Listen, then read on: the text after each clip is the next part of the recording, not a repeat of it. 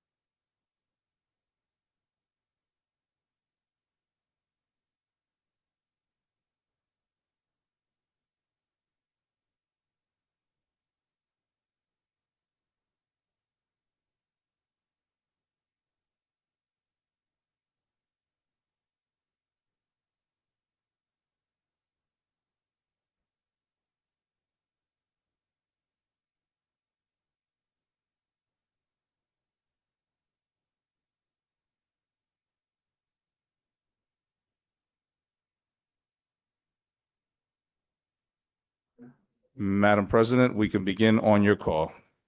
We can begin. Thank you. Trenton City Council meeting Thursday, September 4th, 2025 is now called to order. Please stand and salute the flag. I pledge allegiance to the flag of the United States of America and to the republic for which it stands, one nation, under God, indivisible, with liberty and justice for all.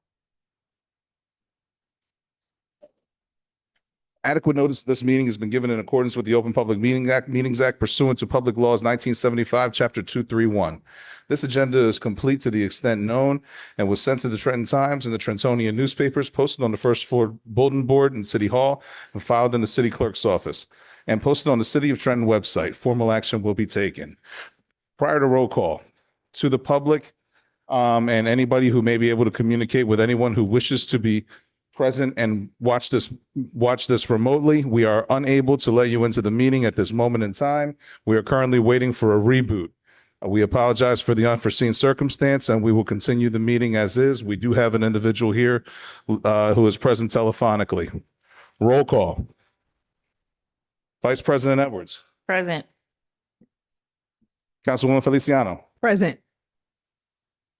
Councilwoman Figueroa Kettenberg. For the record, Councilwoman Figueroa Kettenberg is here via telephone. Councilwoman Frisbee. Here. Councilman Harrison is called to be excused from this meeting this evening. Councilwoman Williams. Present y presente. Council President Gonzalez. Presente. Myself, Brandon Garcia, Municipal Clerk, present. Mr. Edward Kaloji, Legislative Counsel. Present. And en route to the meeting is Mr. West Bridges, City Attorney. And Madam President, if you like at this time, I'll read the invocation. Is that it? Yes, I'm sorry. Okay.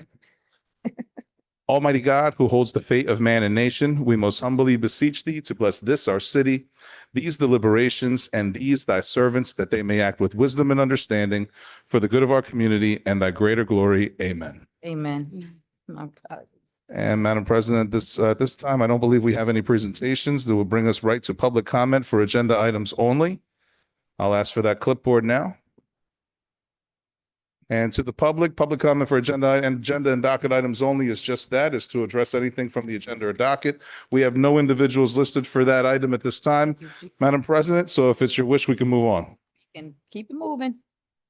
I'm sorry? Yes, keep. Sounds good. Sounds good. At this time, Madam President, if you would please ask for a motion to approve minutes of June 3rd, 2025, June 6th, 17th, 2025, and July 1st of 2025. May we have a motion to approve the minutes? So moved. Second. Roll call, Councilwoman Edwards, Yes. Councilwoman Feliciano, Yes.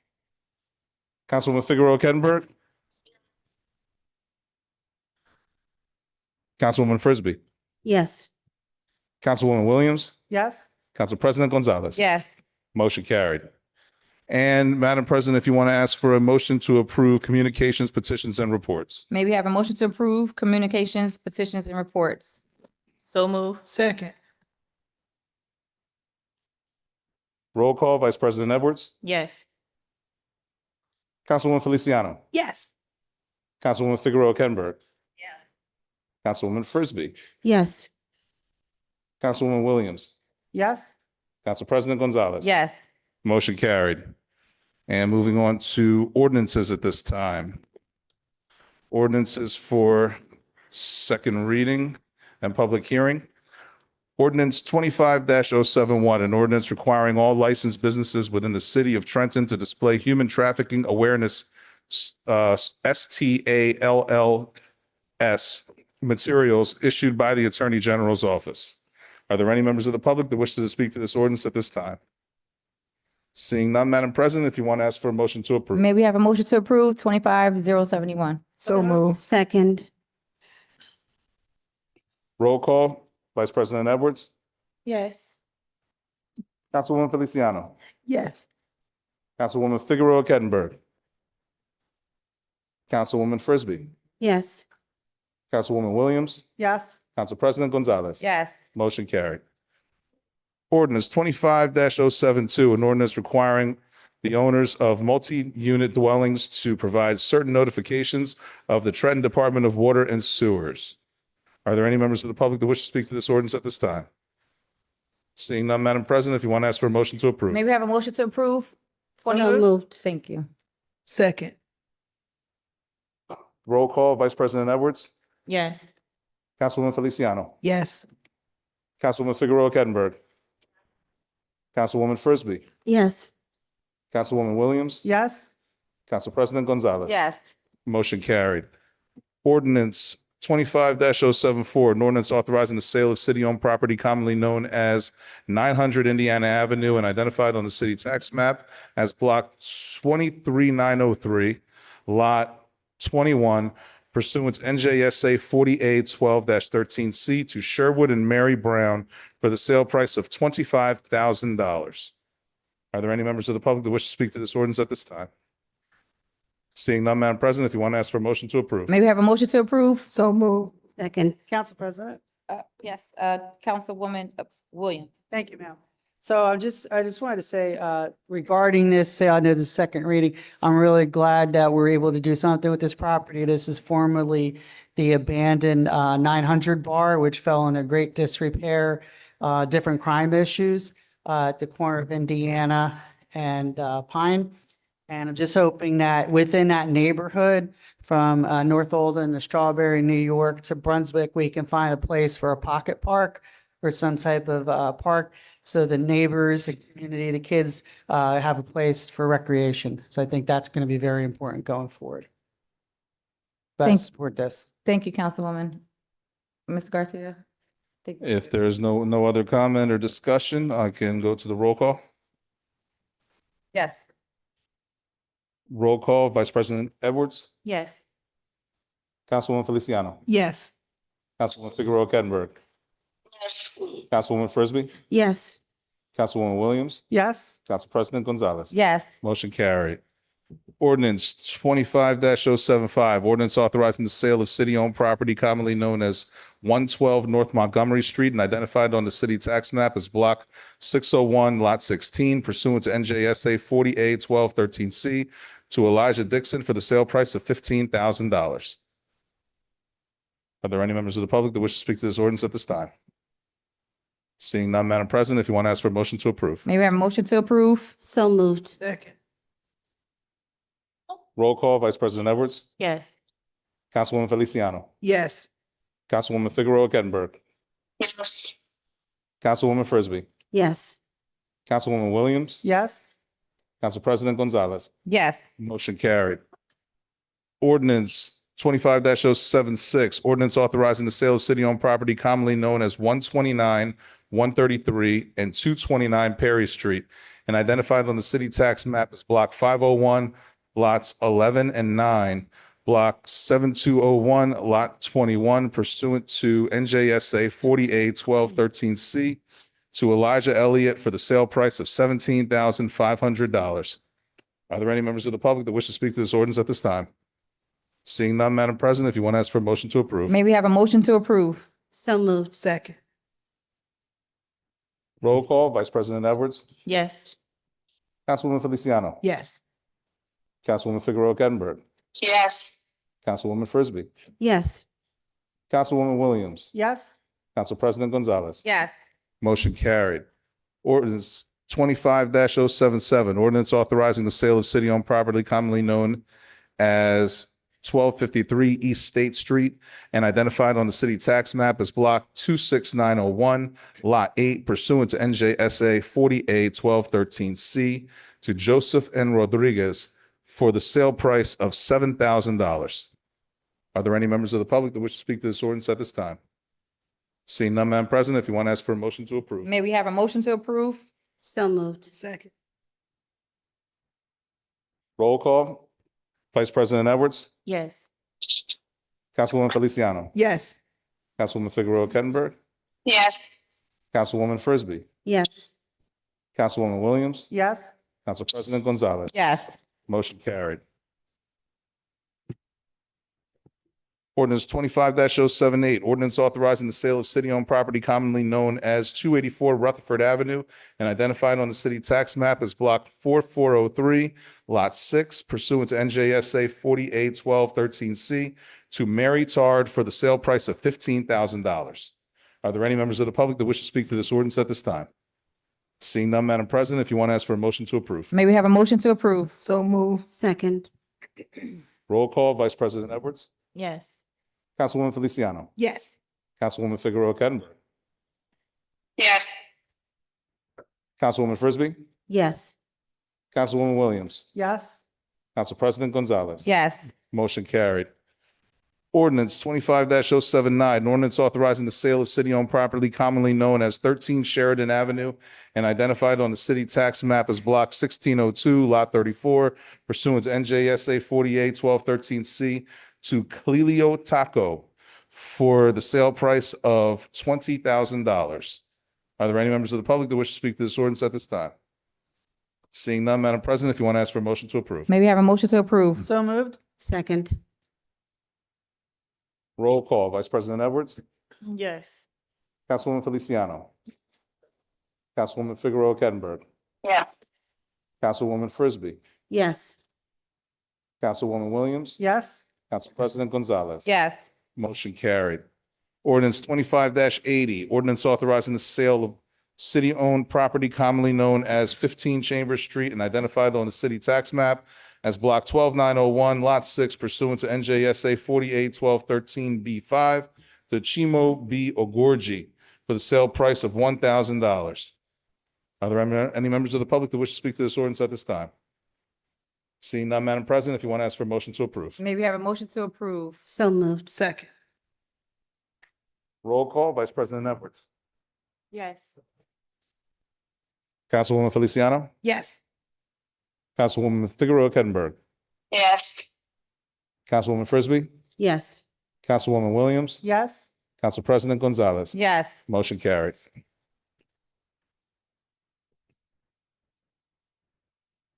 Ordinance 25-081, ordinance authorizing the sale of city-owned property commonly known as 32 and 34 Hart Avenue and identified on the city tax map as Block 21403, lots 12 and 11, pursuant to NJSA 40A-1213C to Marvin Cisneros Morcias for the sale price of $12,000. Are there any members of the public that wish to speak to this ordinance at this time? Seeing none, Madam President, if you want to ask for a motion to approve. May we have a motion to approve? So moved. Second. Roll call, Vice President Edwards. Yes. Councilwoman Feliciano. Yes. Councilwoman Figueroa Kettenberg. Yes. Councilwoman Frisbee. Yes. Councilwoman Williams. Yes. Council President Gonzalez. Yes. Motion carried.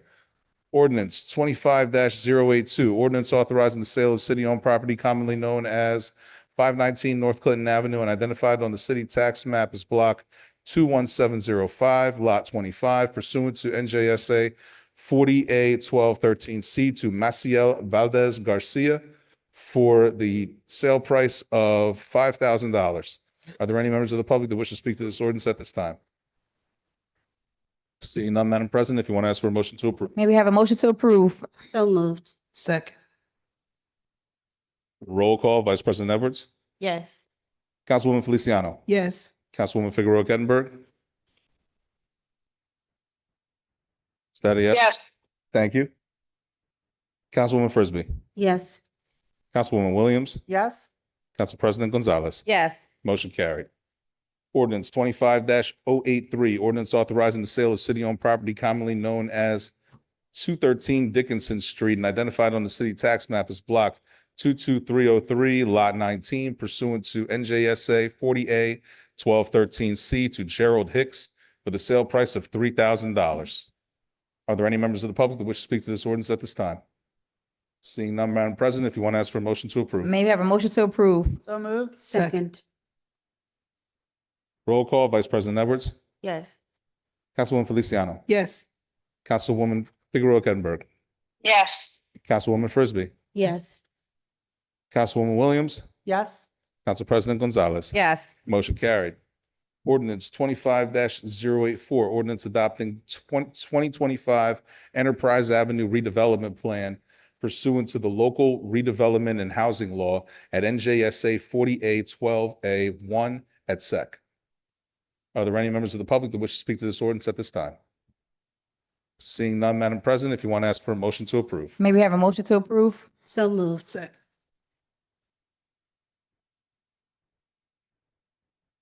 Roll call, Vice President Edwards. Yes. Councilwoman Feliciano. Yes. Councilwoman Figueroa Kettenberg. Yes. Councilwoman Frisbee. Yes. Councilwoman Williams. Yes. Council President Gonzalez. Yes. Motion carried. Ordinance 25-085, ordinance amending Chapter 2 of the Code of the City of Trenton, Administration, as it applies to residency requirements for the employees of the Department of Water and Sewer in the City of Trenton. Are there any members of the public that wish to speak to this ordinance at this time? Come on up, sir. Sir, you'll have 5 minutes to address anything in particular with this ordinance and this ordinance only. All right. The council is not obligated to respond. Please state your name and address for the record. My name is Victor Irizarry. I live at 19 Moreland Avenue, Trenton, New Jersey. My concern is that since I was informed of this and I took a better look at what I'm reading, and it has to do with employment of the personnel working at this place, and yet we have not resolved the main issue with the waterworks of is the state going to sue the city? Are we we are holding our grounds based on what we call Trenton's most valuable asset. I believe the roadways are our asset in and out of the city, and all the bridges from like Morrisville up to Princeton, and from South Trenton all the way up to 31, all the way up to Thousand Islands area. That should be clear. That's the roadway is our asset, and it's terrible. But besides the point, I took a better look at that. Of course, I'm a Trentonian, and I'm not going anywhere. I'll be here, and I don't believe in dying, so I don't believe in dying here neither. But what I'm saying, this has to do with employment, and it is up to the city council, which I believe they're handling things very well, because you have a group of council members that get along well, as far as I see. And last time there was a whole lot of, there was much opposition to good ideas, educated, well-informed ideas that were not taken to heart. And I'm saying I'm gonna read the scriptures that that I looked up, it says Romans 13:4 states that governing authorities are God's servants. Governing authorities are God's servants for the people's good. But if someone does wrong, they should fear because authority carries out God's wrath on wrongdoers by punishing them.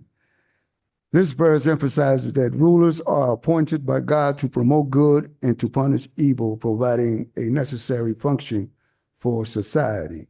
I use that to say that we, due to our human nature, do wrong things at the spur of the moment, and we have not yet controlled our angers or sought things out in favor of not just our nucleus, which is our little clan or family, but society itself.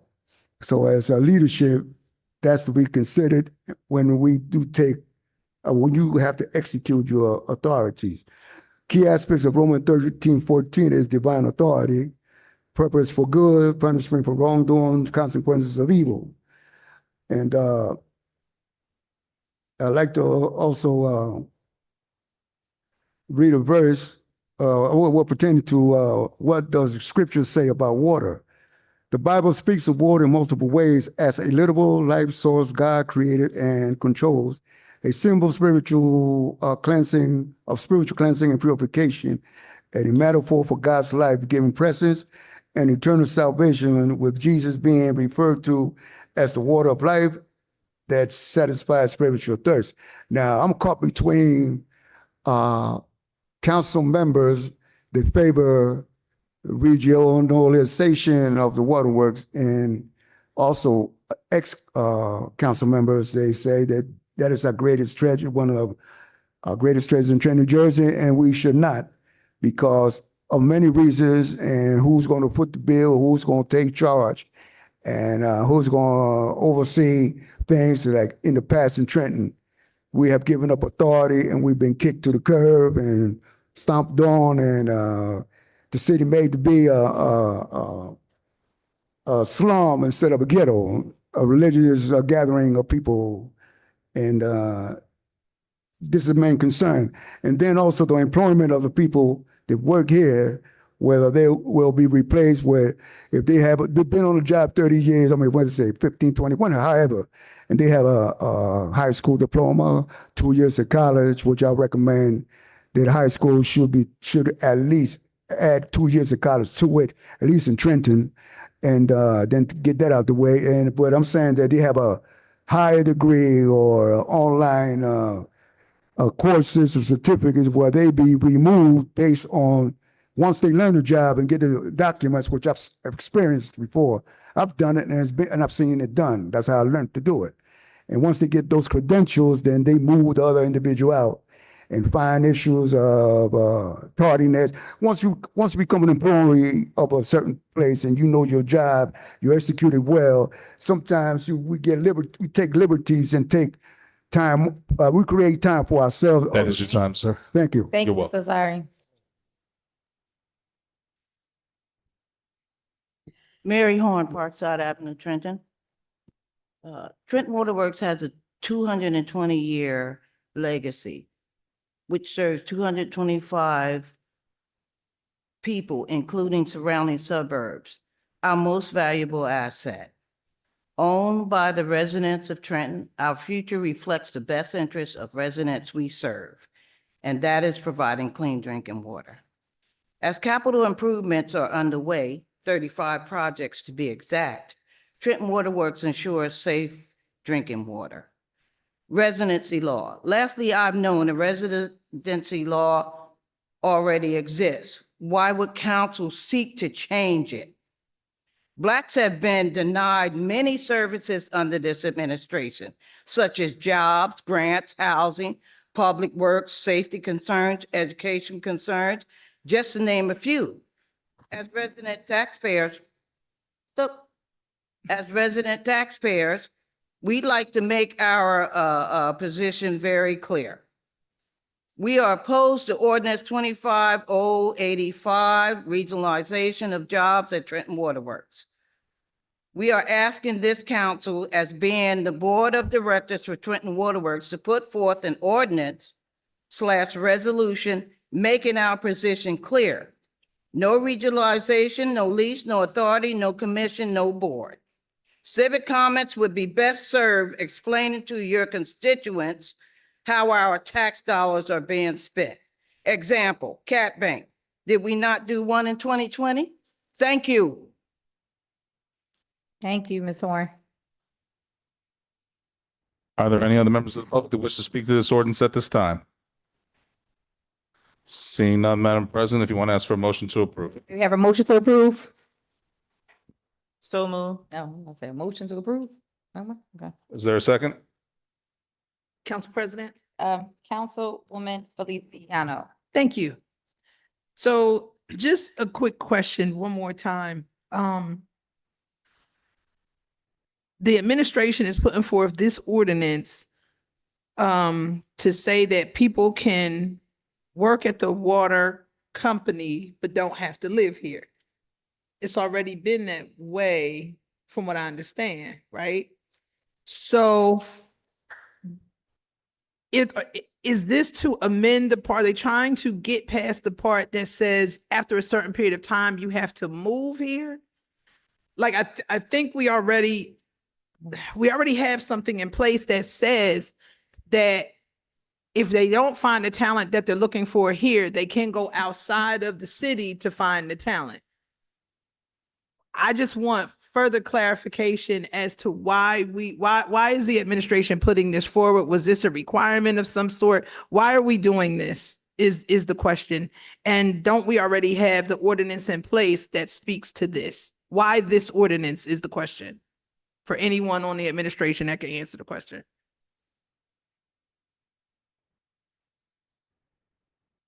Good evening, Jim Beach, Chief of Staff.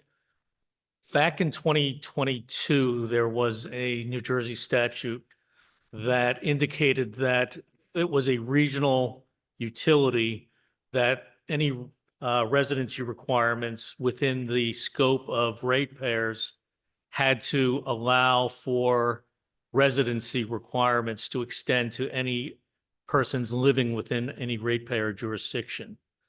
The council back in 2022 actually passed an ordinance that disavowed that New Jersey state law and indicated that they would only give preference to Trenton residents. This ordinance is simply trying to conform our ordinance to the New Jersey statute that indicates that if it is a utility that services multi-jurisdictions or multi-municipalities, that residency requirement extends to any ratepayer municipalities. So in this instance, we would be talking about Trenton, Ewing, Hamilton, Hopewell, and Lawrence.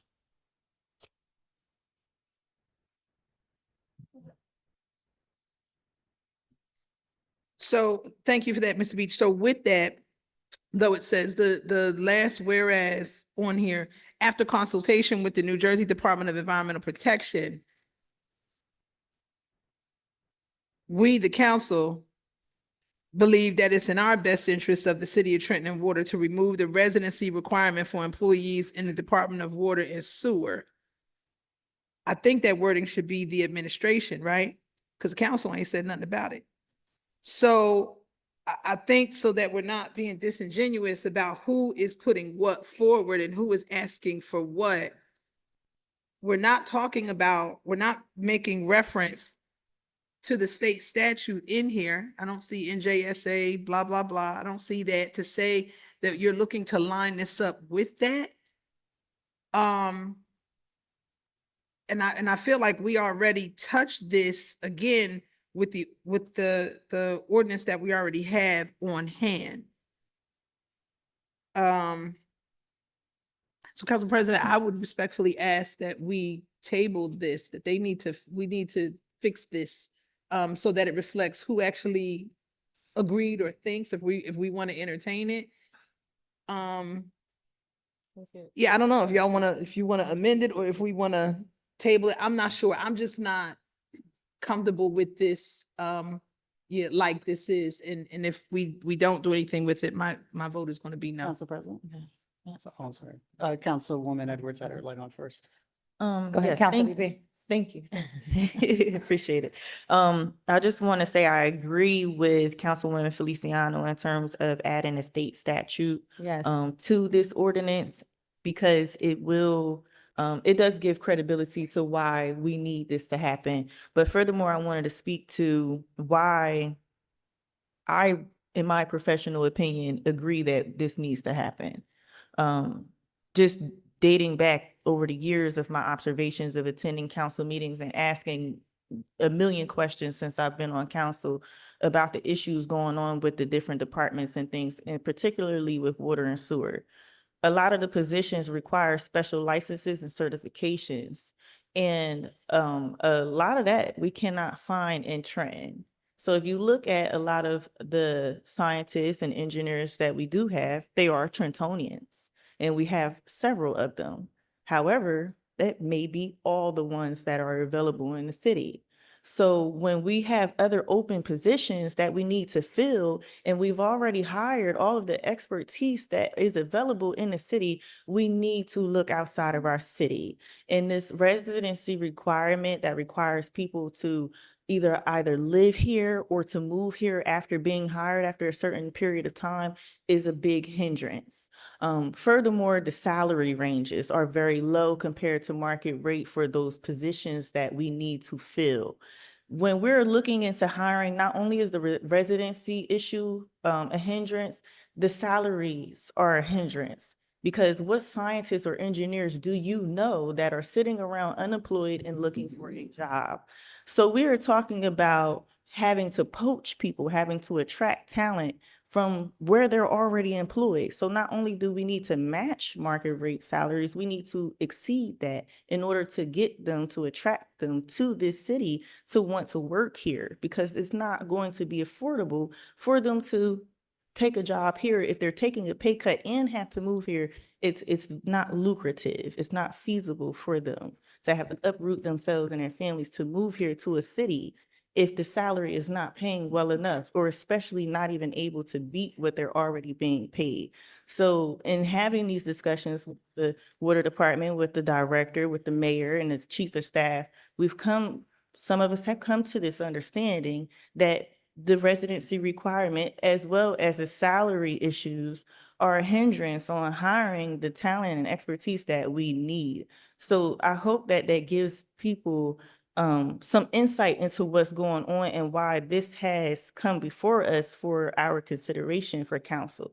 However, I think that needed to be communicated a little more. I think we do need the state statute in here, and people need to understand that once the state sets a law, our city cannot supersede that. If they say a regional utility, as we are a regional utility, has to hire within the servicing areas, then we can't create an ordinance or a law, a city law, that stops that from happening, because then we're in trouble. So we have to comply with state statutes. Now, we can, work around some ways and things like that, but they crack down on you, eventually start issuing fines and citations or violations, and we don't want that to happen. But all in all, I'm in agreement with this because we are short-staffed, and we do have to figure out the budget to see how we can attract them with money, because money is a motivator. If you can't afford to, leave one job and go to another because they can't pay you, we can't hire, we can't fill these positions. People are not going to want to work here. So I just wanted to take the time to explain my perspective. And, but I am in favor of tabling this or amending it right here on the dais if anyone knows the NJSA state statute number to add to this and the language to add to this. And if there's anything, to Councilwoman Feliciano's point, this was brought to us from the administration. So if there is another, maybe in a second, whereas chronic staffing shortages have hindered the ability of the department to perform at the level, maybe we can say the administration recommends that we expand the residency, and then furthermore, add in that state statute language that says NJSA such and such and such and such requires us as a regional authority to hire within that service area beyond Trenton residents. So that's all I have to say. Thank you.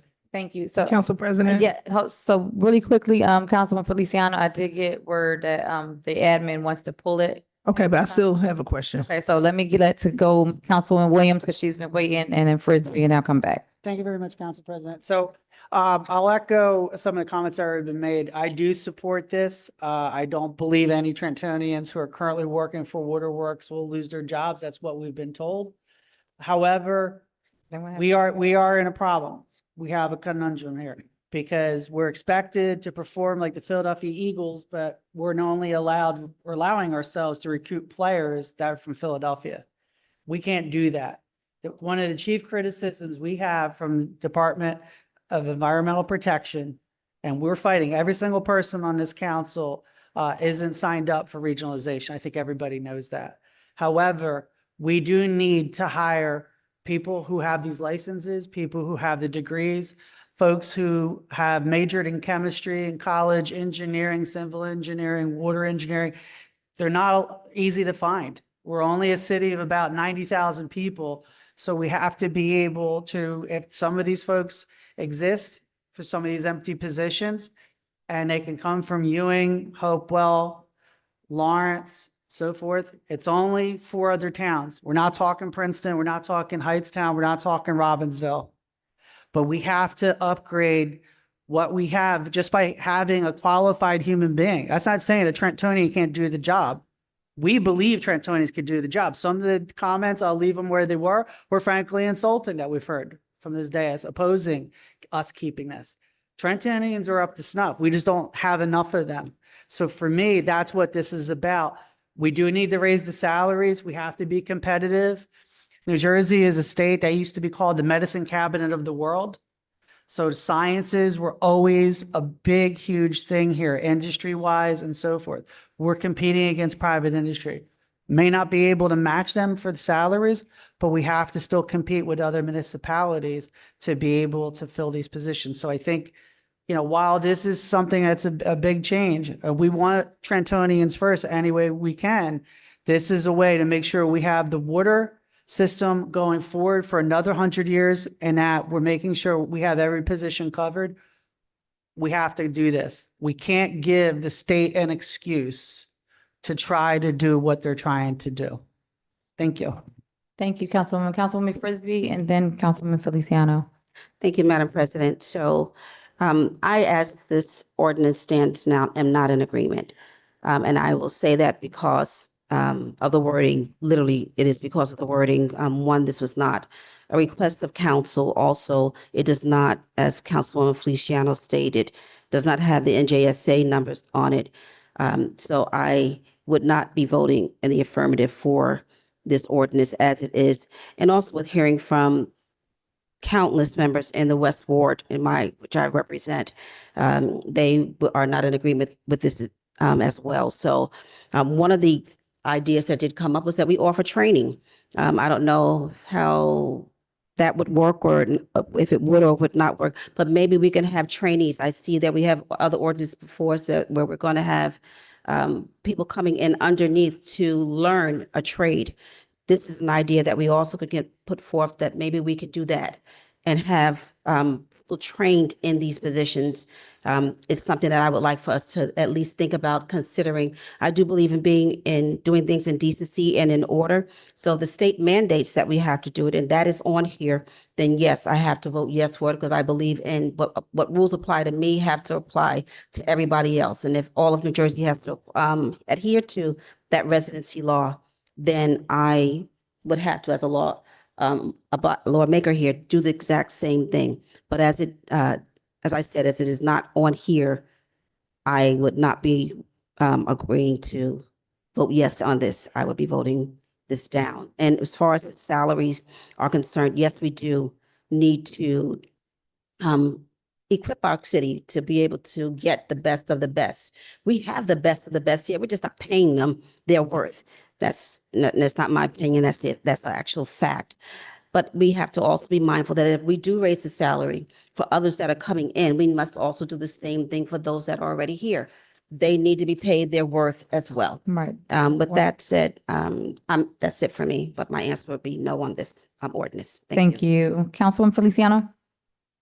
Thank you, Council President. So just to be clear with my colleagues, I'm not saying that we shouldn't look outside of Trenton if we have to look outside of Trenton. I'm not saying that. We already have an ordinance in place that says that we can do that if we can't find people in Trenton to do that. The part about if they're saying that after a certain period of time, they have to move here, if that was the part that was going to be changed, then that's the part that we should change if we're going to change it. But then again, I kick it back to ask the question, as we've discussed before, what about all the other people that are here as well, and the residency requirement that people have had to stay here for 15 years and this, that, and the third. I think that based upon the fact that if we are modeling what the state says, and if DEP is requiring this, is that so? Is DEP requiring that this be done? Can somebody answer that? I think we were told yes. That's what they told us. It was not a requirement. It has been recommended by DEP. Okay. Okay. So, thank you.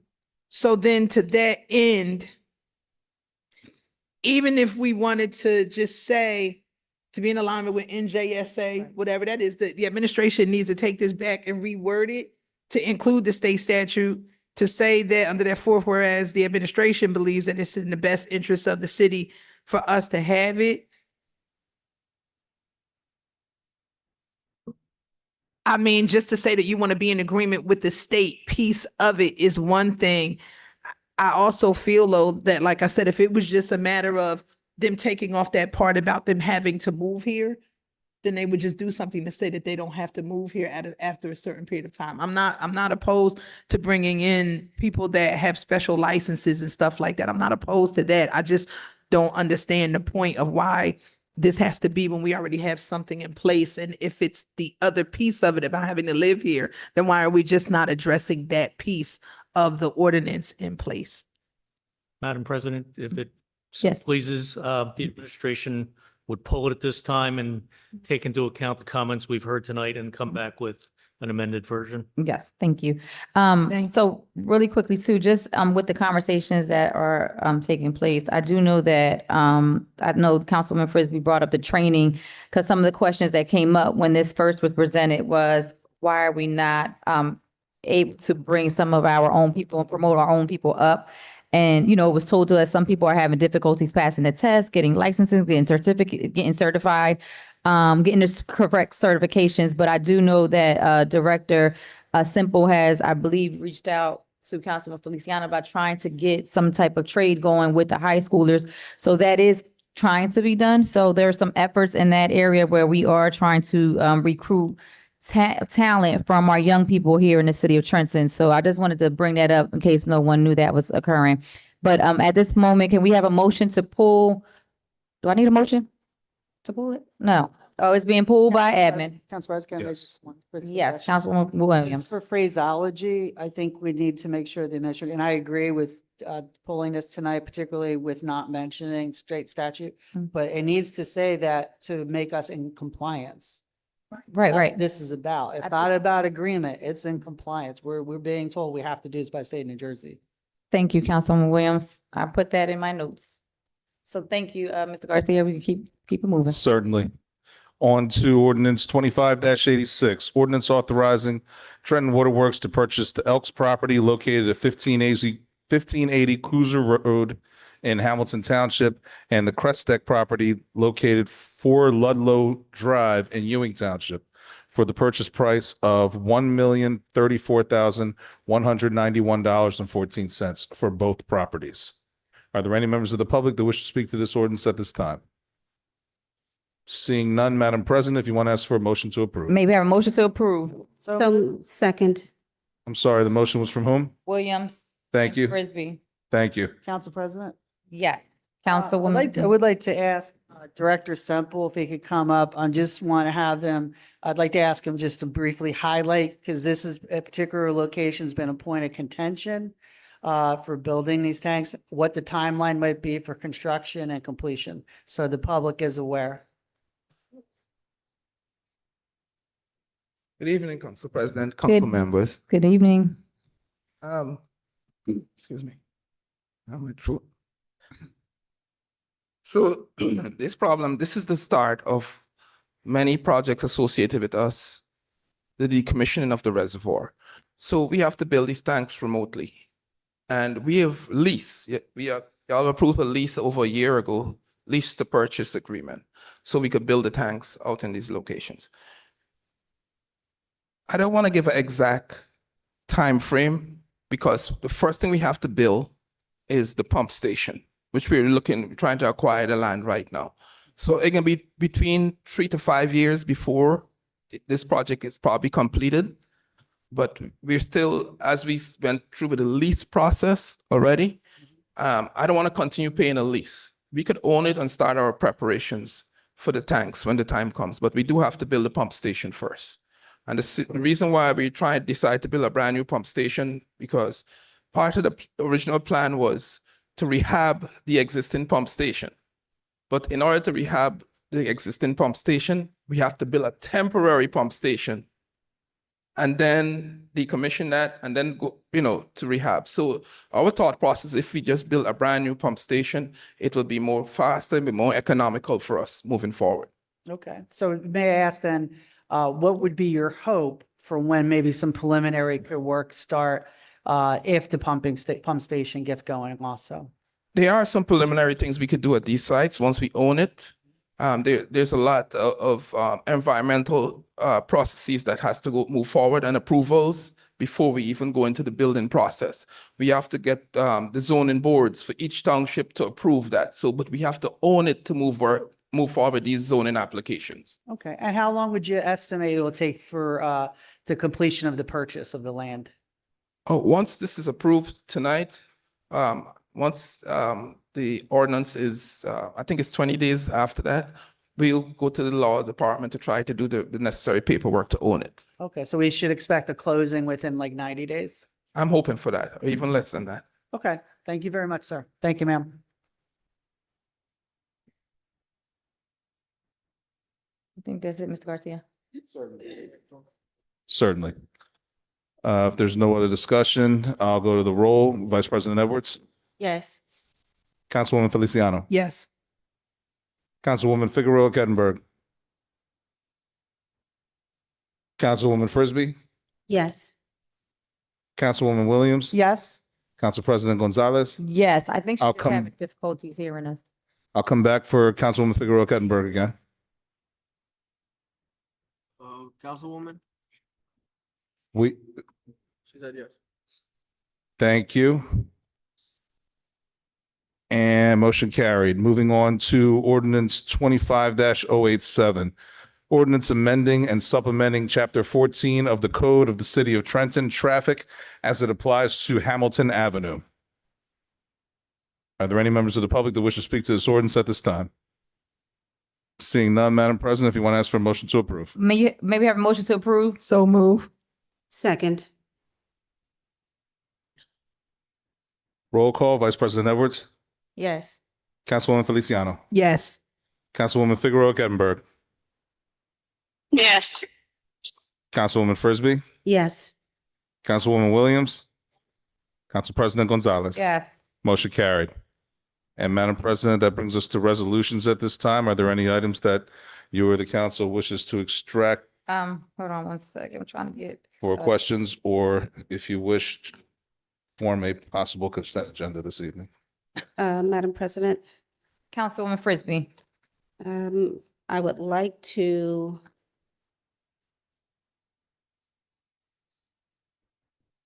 have a discussion on 342. 342. Hold on one second.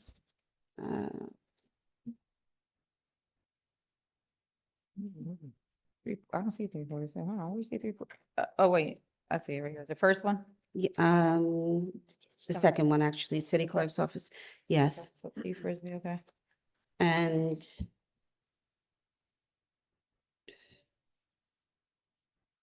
actually, that's an ordinance. That's it for Thank you. the resolutions. Thank you. Council President? Councilwoman Feliciano. Thank you. 25, 325, 326, 331, and 333. Thank you.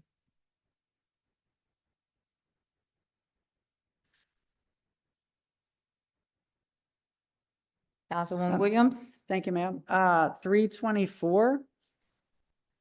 And then, 333. And then, 336, please. can we ask Councilwoman Figueroa Kettenberg if she has any? Councilwoman, do you have any resolutions you'd like to speak about? No, I mean, I can't hear anything that you guys are saying or discussing whatsoever, so. So now it sounds like you're on Zoom. Can you Just hear us, following along. Councilwoman Figueroa Kettenberg? Can you hear us? It sounds like she is going through Zoom now. Be able to hear it. I think she's hearing us right now, yeah. I can only hear you, Jorge, when you're close to the phone. I cannot hear anybody on the dais. I can't hear any of council or any of the public comments. I see. I understand why. It's because the microphones here are picked up, just like when the public has to come to the mic if they choose to. The microphones pick up for anyone that is present remotely. So right now, all she's hearing, Jorge, is your microphone because she's only here via telephone. Oh, gotcha. Okay. Right. She said she doesn't have any questions? Councilwoman, do you have any questions regarding any resolutions?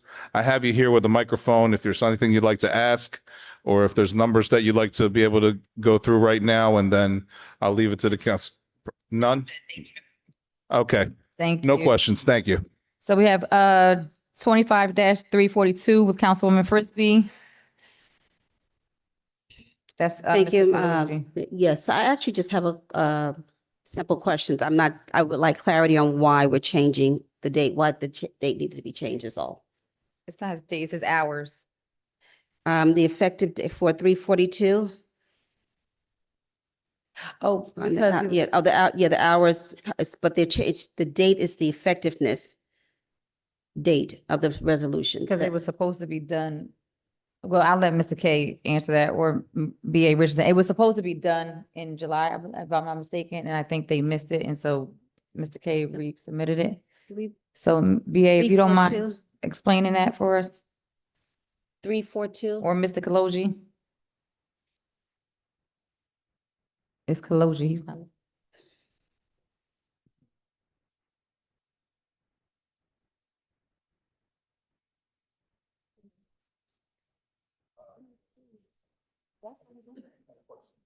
Mr. K.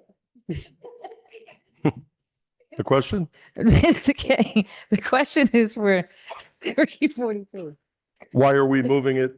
Yes. changing the date. Because we made the change in the numbers downward and it was supposed to be effective in July, but for, I guess, logistical reasons, it didn't get into the system for July. So we're simply now making it effective September. So this week it should kick in and we should be fine. Thank you, Mr. Kaloji. Okay, thank you. Is that good consent? Thank you. Consent, please. Councilwoman Williams with 25-324. Thank you, ma'am.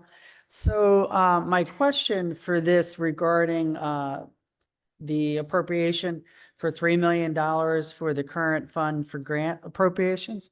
I just wanted to get, if you could explain just the highlights, why this is necessary and now. Thank you. Good evening, Council President, council members. Yes, this is, we recently received a grant for $3 million in order for us to start using the money for the purpose that was granted. We need to put this appropriation in the system. Usually the grants are reimbursements, but we need to have the money in the operating accounts in order for us to use it. And can you share or highlight what the grant money will be used for exactly? Let me just get. Thank you.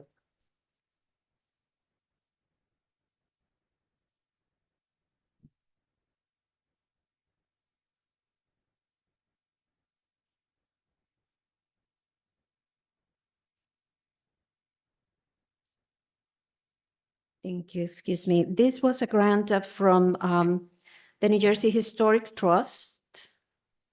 And it will be used for city hall renovations. Okay, so that's continuing from what we had last month. So that's good Correct. news. So this is the money actually coming in. Yes, Okay.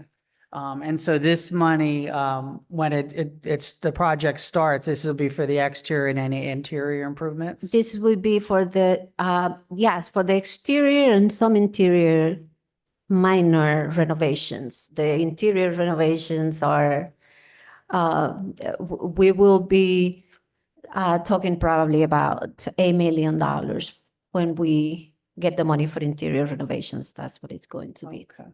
And if I could ask for the exterior, when was the last time the exterior of City Hall was ever? I don't worked know, on? but I can think it find predates out. all of us, probably. My first time working at City Hall was in the year 2000, so it was way before that. Okay. All right. Well, thank you very much, ma'am. I appreciate it. Thank you. Consent, please. Thank you. It's good news. And 25-325, Councilwoman Feliciano. Thank you, Council President. Just real quick, in looking down this list here, Legacy Development Associates LLC appears several times on here as the owner of record for some of these properties. The question that I have is, when we have LLCs or people such as this that would appear multiple times, would we continue to actually sell properties to them? Like, is there something that we would look at to kind of flag and be like, yeah, we don't want to deal with them? No, not really. This is not, we are not selling properties with this No, I know. resolution. We are basically assigning tax The tax sale. certificates, right? This is actually this company has, the city has a good relationship with them. They pay on time. They have good customer service with, dealing with the residents, the property owners, when they want to redeem their tax certificates and that sort of things. So this is a good deal for the city. Basically, we get the money ahead of time and are able to use it for revenues that we need at the present. You know So, what? yeah, My this is not apologies. Right, certificate versus lien. I'm sorry. No My worries. apologies. My apologies. Forget the question. Consent. Thanks. Consent. Thank you. Consent. Madam President, Councilwoman Vice President. I have a question on this of clarity. Good evening, VA. Good evening. Do you mind explaining the process of how these tax sale certificates are assigned? If you give me one quick second, let me get that information for you. If you don't mind, Council Vice President, while I get that information, if there are any other questions that we can address while I get you the information, in that way we don't. Yes. And so we'll come back to that one. Council President? Councilman Williams. Thank you. And I want to thank Councilwoman Feliciano for actually jogging this in my mind. So one of the things I did notice, but I didn't think about it at the moment. There's three main LLCs who are buying packages of these. And I don't know if they're packaged to them, but for example, Trenton Opportunity 10 LLC has 35. I think I counted. Broadway New York LLC has maybe about 10. There's Viridian Fund 8 LLC. They might have like almost 10. So I'm wondering, are these packaged together, or these LLCs are coming in and buying them? Ultimately, they may end up owning these properties, and we already have a problem in this city with so many LLCs owning properties, particularly for folks who don't live here. They don't have their business headquartered here. So we're not making tax money off of that, but also, I hate to say it, quite often, a lot of these LLCs run very poor properties and end up being landlords that we get a lot of complaints about. So I'm just curious, how we are actually, like tonight, are going to approve something that a company is going to have 35 of these or 10 of these. So And we're, forgive my ignorance, I'm just trying to learn here. I understand, but I think she's finding the information for us. Yes, So we ma'am. can come back to this one and we can just go to 326 for right now. Councilman Feliciano. Thanks, yeah.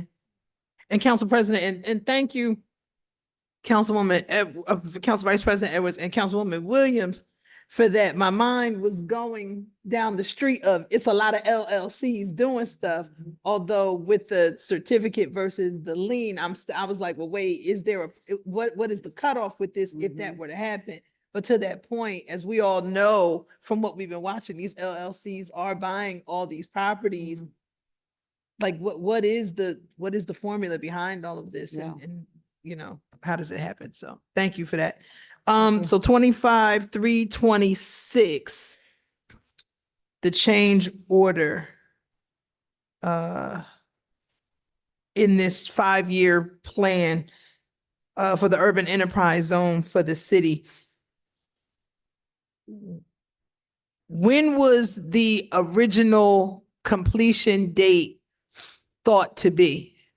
Like when, before we expedited this here, when was the original date that this was supposed to be completed? 25-326. Okay. That's the 5-year plan, BA Richardson. I am a little now. Let me grab the resolution.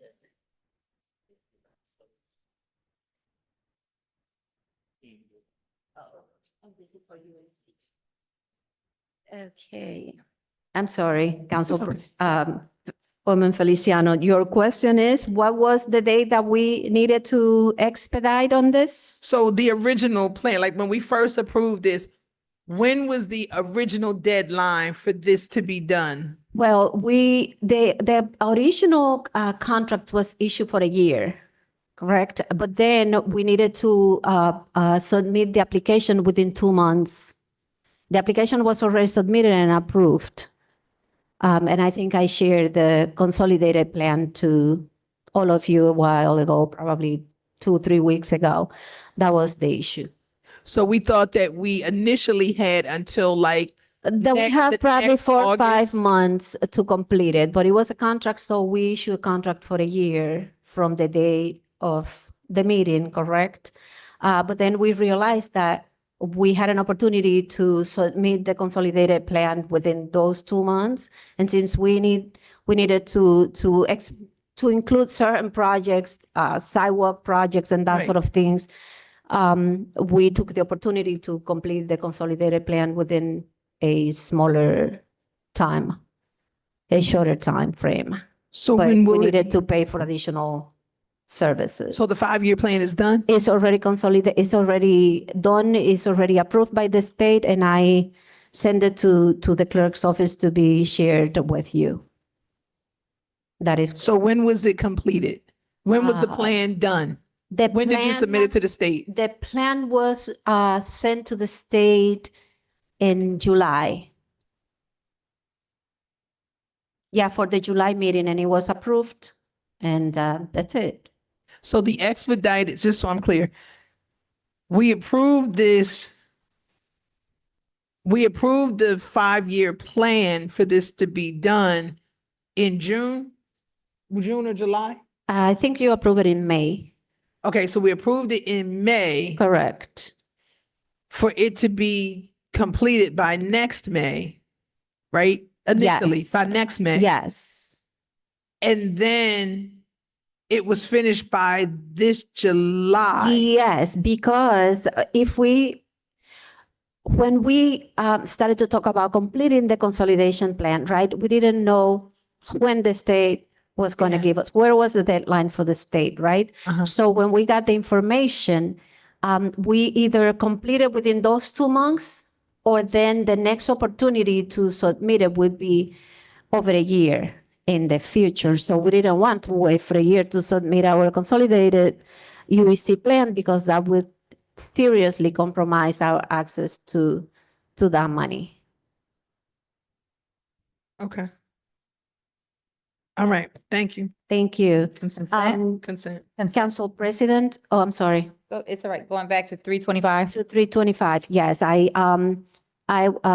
got confirm information from our tax collector that is by statute, the city can sell, assign the tax certificate just to anybody showing interest, and that proves that they have the funding to get the assignment. So we really don't need to follow a specific process of an action or, making a public advertising, but anybody that is interested in purchasing assignment of tax certificates just need to send an email or contact the tax collector and get the process started. Madam President? CVP? Thank you. So just so I'm understanding what you're saying, there's a state statute that Correct. enables the municipality to assign these tax sale certificates without any type of public process. That is correct. And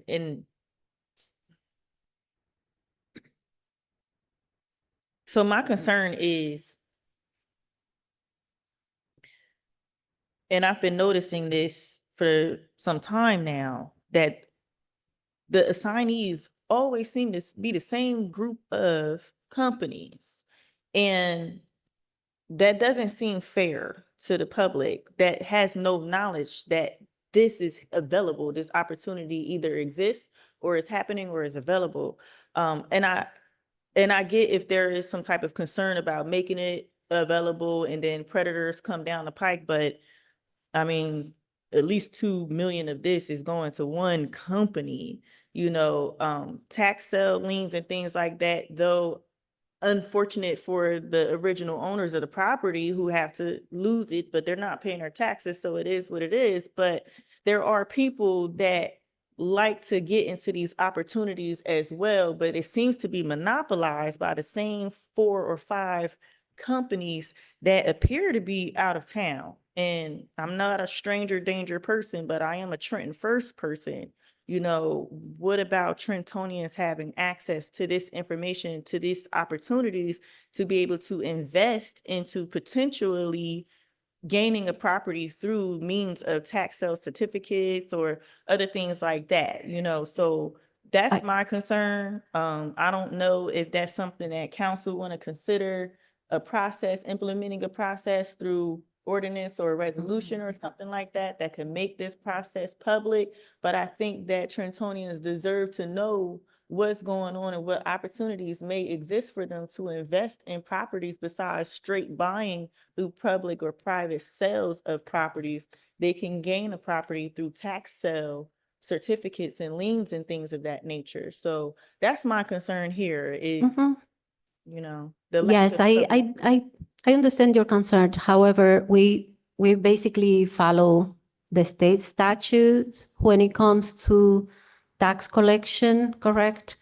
But I mean, if there is an opportunity for the public to be educated about it for the city, this is basically an opportunity for us to receive the revenue in a timely fashion from anybody that has the money to pay for the tax certificates. But again, I need to remind you that we are not selling a property and we are not selling the taxes. These are properties that already have liens. They already have delinquent accounts, and we are just assigning those tax certificates to whomever wants to purchase them so that the city can, instead of waiting for monthly payments on those, we have companies or individuals that come, purchase the assignment, and they give us the money immediately. And then they collect their payments from.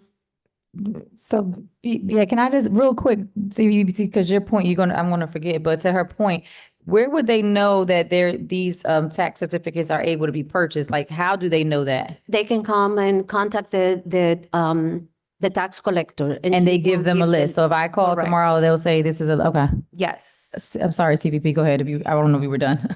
Yeah, would've no, forgot. thank you. I appreciate that. So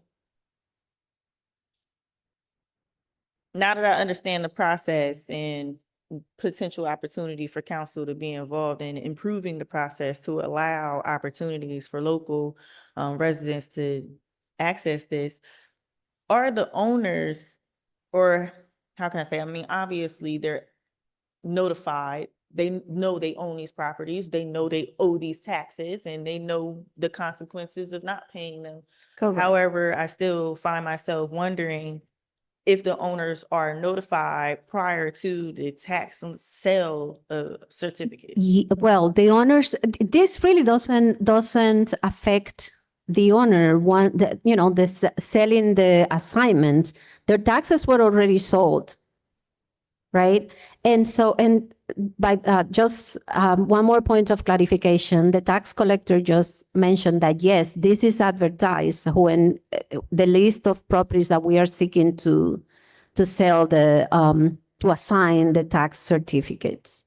So it is advertised. It is on the city website? Yes, Okay, thank you for that. sure. Sorry. But just point of clarification, when the taxes are going to be sold, the delinquent taxes, yes, residents receive, property owners receive a notification. Okay. All right, thank you. I don't have any further questions. Thank you. Council President. Councilwoman Williams was first, Feliciano, then I'll come in. Council President, I just want to share my colleagues' concerns about this, and it's very difficult because for regular Trentonian, regular member of the public, unless you ask the right questions or know the right places to look on the website, you never know about anything about this. And quite, for example, on Calhoun Street, 515, 519, 521, 523 are all going to be assigned to Trenton Opportunity 10 LLC. 163, 165 Passaic, Trenton Opportunity LLC. There's a bunch on Rutherford, bunch on Stuyvesant, and so on and so forth. 2 on Bridge, 2 on Race. So I'm just, long term, I'm just kind of concerned this might, this feels like a backdoor way for LLCs to gain even more of a foothold and control in our city. And that's something I think as a council, we've advocated against. We want regular Trentonians to own their houses, own where they live. So I would fully support any action, anything we can do to make this a more, I don't want to say transparent, because I don't think the city's not doing something transparent, but we need to make sure more people know that they can acquire these too. So we're not having, somebody come and buy 35 of them tonight because they have $2 million of equity. Thank you. Councilwoman Feliciano. Thank you, Council President. Okay. So I am back to my initial, point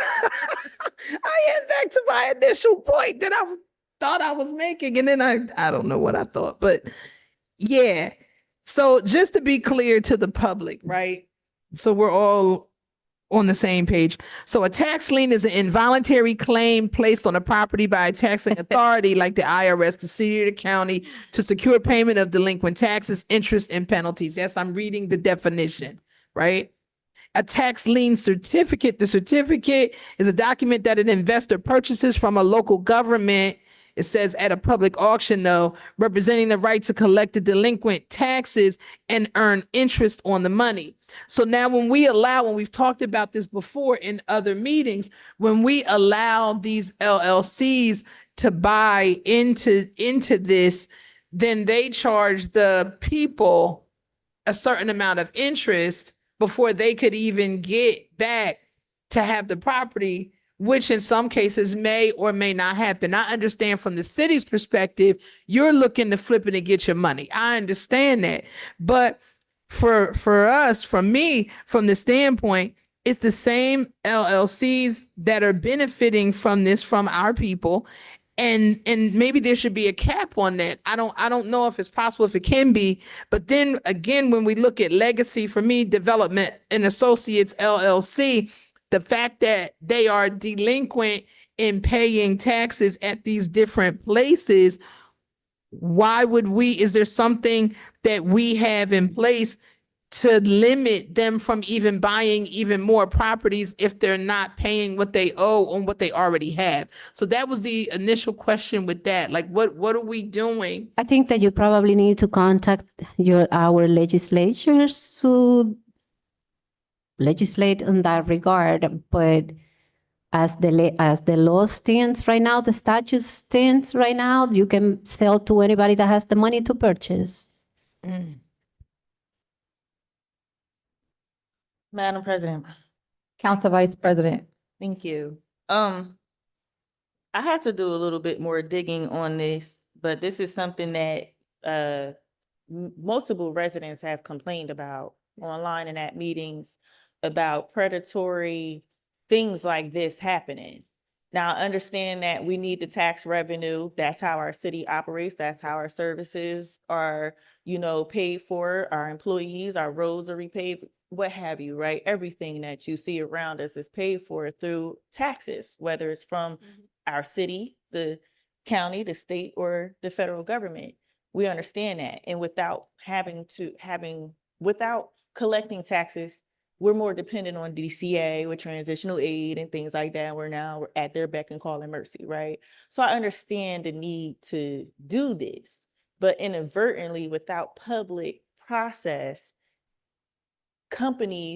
predatory companies are allowed to monopolize on Trenton and get these properties. And then once, 2 years down the line, if this is unpaid for, they can foreclose on the property, right? Then next thing you know, they're either sitting on it as a tax write-off and it remains dilapidated if it is currently or it becomes, or they fix it up and they sell it or rent it out at an astronomical price that most Trentonians cannot afford. So my thing is, while things are a bit affordable on this level to be able to participate and gain a property through tax lien sales, which from one perspective can be predatory, but from another perspective can be an opportunity for those who mean well that may not be able to qualify for a mortgage to pay market rate, purchases for property. So with that being said, I do need to start doing some digging because the maximum interest, I believe in New Jersey, is 18% that could be tacked on, and the municipality can charge that as well. And the investors, the people buying these can't put more interest than what's, limited by the state. But in just a quick Google search, and please correct me if I'm wrong, we have two great attorneys at the lower dais here. New Jersey law requires municipalities with unpaid property taxes or municipal charges to hold at least one tax sale auction each year to sell tax certificates, which represent a lien on the property to interested buyers. I'm going through this and it does seem like there needs to be some type of auction. I am going to explain again because I'm sorry, Council Vice President. Council President, may I? Yes. This conversation comes up every time that we put a assignment of tax certificate on the docket. I am going to explain how this works to the best of my ability. When you go to the League of Municipalities in November, most likely when you come back, your taxes have been already sold if you didn't pay for your property taxes before you left. That happened to me once. And so when you get to the third quarter of the year, if you do not pay your taxes, they will be sold. I thought that it was if you owe 4 quarters, not just the fourth one, right? So your taxes are sold. They send you a notification. The taxes are going to be sold in this, whatever the day is.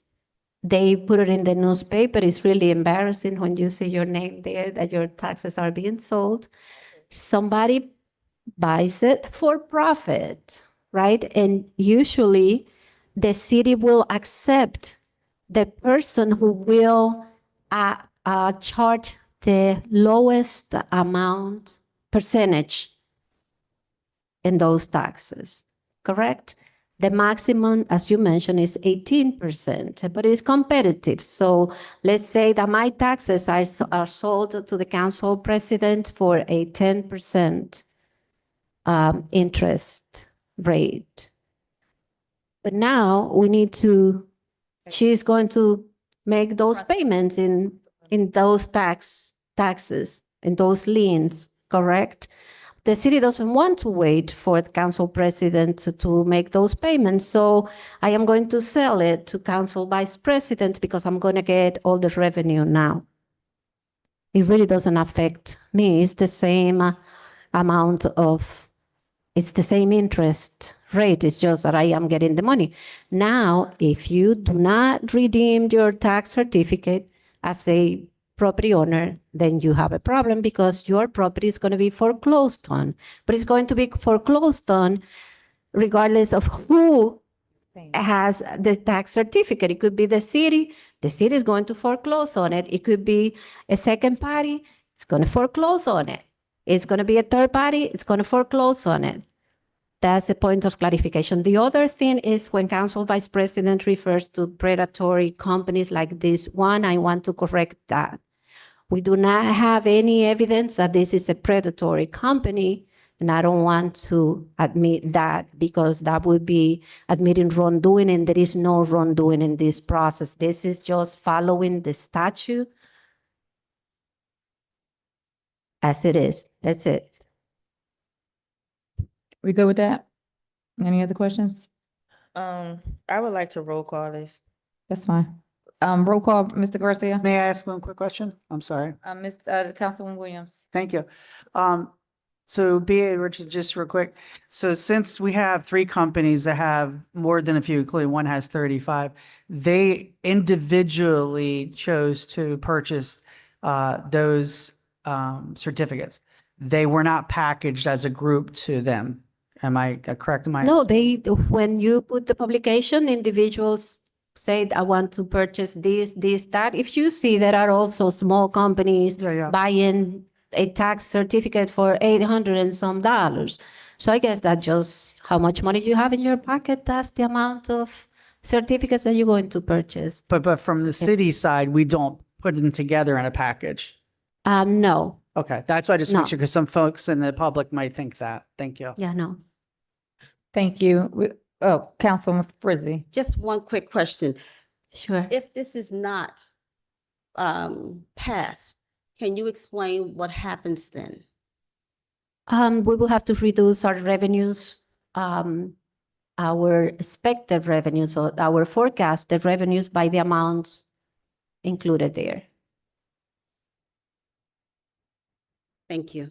Sure. Roll call, Mr. Garcia. Madam President. Got it. One more. Steve VP. Sorry. I know we got an Eagles game tonight. We want to get out of here. Go Birds, go Birds. Come on. Buffalo wings are getting cold. But just one last thing based on my research, right? And I get where you're coming from, B.A. Richardson, that this is a proper process. But I would think this resolution would need to come before council for approval for the administration to seek an assignee for these cells, but these already are assigned, so the work was already done, and now we're just basically, it's like it's an after the fact kind of thing. It's like working backward. No, they are not assigned. We are seeking your approval to assign it, to sell the certificate. That's what we're doing. If you don't approve it, we cannot do anything. Okay, then I still stand. She's trying to trick me here. Well, it's okay. We're gonna move that to roll call, Mr. Garcia. Yeah, I'm just trying to understand the process, right? Because we've been here before where things were done and then we were asked to pass a resolution for things already done. Oh, So I no. wanna make When that is the sure- case, Council Vice President, at least me, I said, I messed it up. I am seeking to correct this. This is not the case. This is a request to approve the transaction to be finalized. Okay. No further questions. Thank you. Thank you. 25-331, Councilman Feliciano.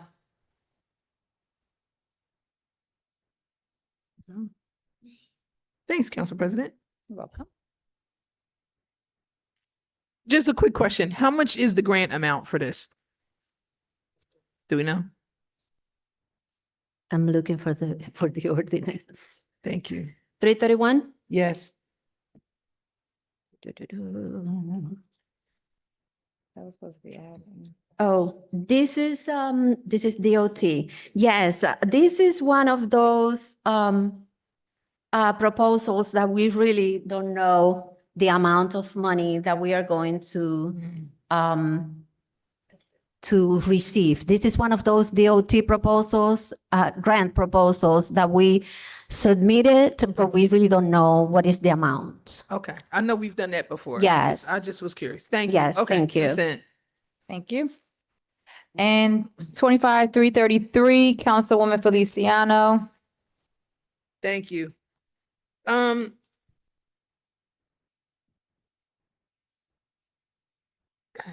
so with the Legionella testing, how often do we test? Twice monthly. Right. Just wanted him to say it on the. Actually, we, Director, Okay, yes. we just changed that. We are going to test we've been testing weekly now since the recent change. And the other reason why we do this Legionella testing also is if there's a case within our distribution area, we are required by the DOH and the DEP to test hydrants in the vicinity. We don't know, because of the HIPAA laws, we're not allowed to go to the houses, actually, case. It doesn't matter if once somebody lives within our distribution area, whether they got it from us or wherever they got it, once they address there, we are required to do testing at a nearby location, like a hydrant or something like that, because we're not allowed to know exactly where the case is or who has the case. So we moved it up to testing it weekly, Yes. and then the 123,000 is enough? Usually for that takes us them? for a year, yes. Oh, okay.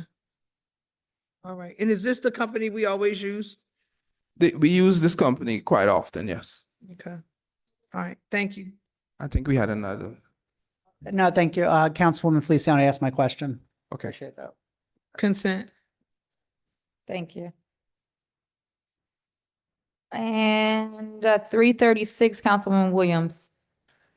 Thank you very much. So, Director, wanted to just ask you to kind of highlight a bit about the water leaks at the various locations, but also wanted to ask you to address the ongoing problem with North Olden Avenue and the leak there that's talked about often. Has that been solved? Well, we have replaced, let me talk about this leak first. Yeah, let's talk about this first. Okay, so Thank this is a leak that came about when we had a bad winter. And these are transmission mains, which is large or 36-inch mains. This is why we had to declare an emergency. It's called joint leaks, which we had to have a contractor come in and do. So that's the reason why we had to have this emergency done here. Olden Avenue, as you know, the history on Olden Avenue is we've had multiple main breaks over the past years, multiple times during the year. And one segment of it is done, one phase of it is three parts, because the funding that we had in place could not do the entire project. The whole entire project was, I think, is up to $12 million. Okay. So this one segment is cost us a little less than $4 million to complete this one phase of it.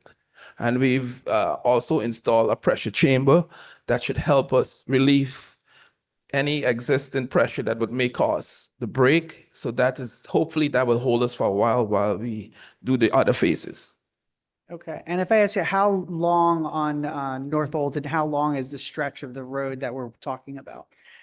The entire stretch, or the one that we've just done? Just where the breaks have been. Oh, we had, I can't tell you, I really can't tell that off my head, but I could get that information. But is it less than, it's not the entire length of North Olden all the way up? No, there are different segments. Okay. So Different so locations it's not along just the one stretch of break Olden we're Avenue, talking yes. about. It's different Yes. breaks. And we've done many research on that mains, because we've sent it out to be tested, stuff like that, but it's very hard to substantiate the main cause of it happening at that location. We thought it might be a pressure variation problem. This is why we installed this pressure chamber to help alleviate that problem. Okay. And that's to force the water through the system, the pressure chamber? The pressure chamber is to release air To release in the air, line okay. that may substantiate a main break. All right. And then as far as the future appropriations, would we be expecting any more appropriations for North Olden to come to council in this coming year, budget year? I'm hoping not, because I have a lot more things to fix throughout our system. So hopefully we'll get some relief by the installation of this segment and the pressure chamber that I'm talking about. I'm hoping that will resolve that problem. But if we get breaks on the other ends of this that is not done, we might have to request some more funding to do that. Okay, well, hopefully everything will work out as you I'm plan. hoping. All right, thank you very much, sir. All right, thank you very much. Consent, please. Yeah. Madam President, Council Vice President. I have a question out of curiosity, Director. I know it's a multifaceted issue, right? It could be pressure, it could be, faulty parts or things, wear and tear.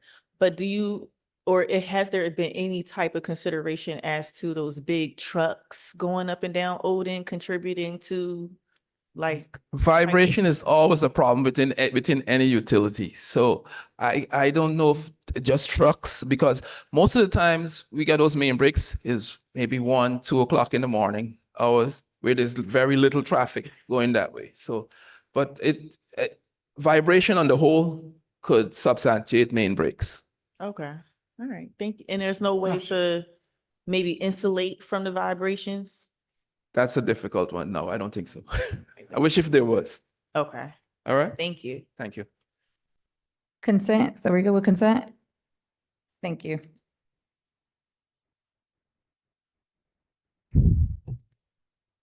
Okay, Madam President, if there's no other questions regarding any other resolutions, with the exception of Resolution 25-325, along with 314 and 315 and 264. If you'd like to ask for a motion to approve a consent agenda. Madam President. Hold on, we're going to exclude 314, 315, Mm-hmm. 264, and 264. 325, right? 264, 314, 315, Yep. And then and 325. 325. I'm sorry, what was that? 256? Yeah. I heard? Exactly. Where's that? Yeah. Oh, it's yes, it's 256. Well, Oh, okay, yes. yeah, so may I have a motion to approve the consent agenda with the exception of 25, 256, 264, 313, 315, and 325. I'm sorry, Madam President, you said 313, 314, and 315? No, 314, 315, and 325. So moved. Roll call. Vice President Edwards, Yes. Councilwoman Feliciano, Yes. Councilwoman Frisbee, Yes. Councilwoman Williams, Yes. Council President Gonzalez. Yes. Motion carried. And to the public, Councilwoman Figueroa Kettenberg has dropped off for technical difficulty. Motion carried. Moving on to ordinances. I'm sorry. Roll call resolutions. My apologies. Roll call resolutions for resolution 25-256. Is there a motion to approve? Is there a motion to approve 256? That's the whole executive session. No, that's the second. No. I'm sorry? So moved. executive 256 is, It's to go into executive session. Mm-hmm. We can go to, if you prefer, I'm 250. sorry. 325. That would be coming out of executive session. That's at the So they're going to need a vote for that or out of executive session. for three. So at this time, I'm sorry, go ahead, Madam President. Yes, no, you're right. That comes out of the executive session. But we could do 325. So 256 would just be authorizing you to go into executive session. You could always take you are able to do the roll call. You can always take a motion to go into executive session after that if need be. The remaining roll call resolution, as I recall, is 314, which would be as a result of executive session. 315 would be an result of executive session. We're on to 325. Yes. May we have a motion to approve 325? second. Roll call, Vice President Edwards, Abstain. Noted. Councilwoman Feliciano.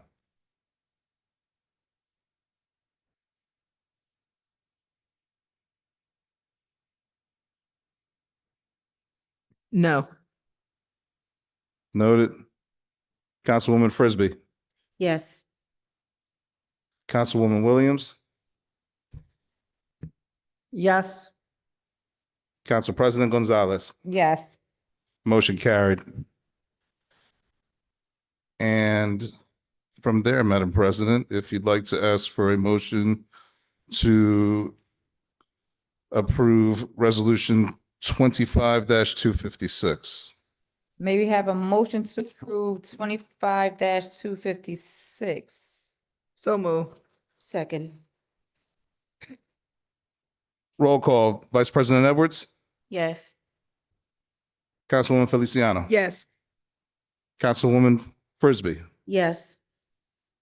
Councilwoman Williams. Council President Gonzalez. Yes. Motion carried. And I believe the remaining roll call resolutions, we anticipate a vote coming out of executive session. Is that correct? Yes. All right. Thank you very much.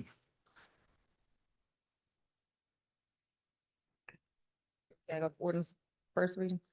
And now let's imagine we'd like to go through, Madam President, would you like to take that executive session now, or shall we go through the first ordinance's first reading? I would like to do the first reading. You want to do the first What was reading? Thank you. So last. Maybe have a. Ordinance Oh, sorry. Go ahead. Never mind. Let me shut up. Yeah. Yes. We're doing ordinances, sorry. Okay. Ordinance 25-18, ordinance authorizing the sale of city-owned property commonly known as 142 to 140 State Street and identified on the city tax map as Block 504, Lot 5 pursuant to NJSA 481213C to 138 East State LLC for the sale price of $95,900. Madam President, if you want to ask for a motion to approve. Maybe have a motion to approve 25-018. So moved. Second. Council President. Councilwoman Williams. Thank you, ma'am. So I have a lot of, actually several grave concerns regarding this sale.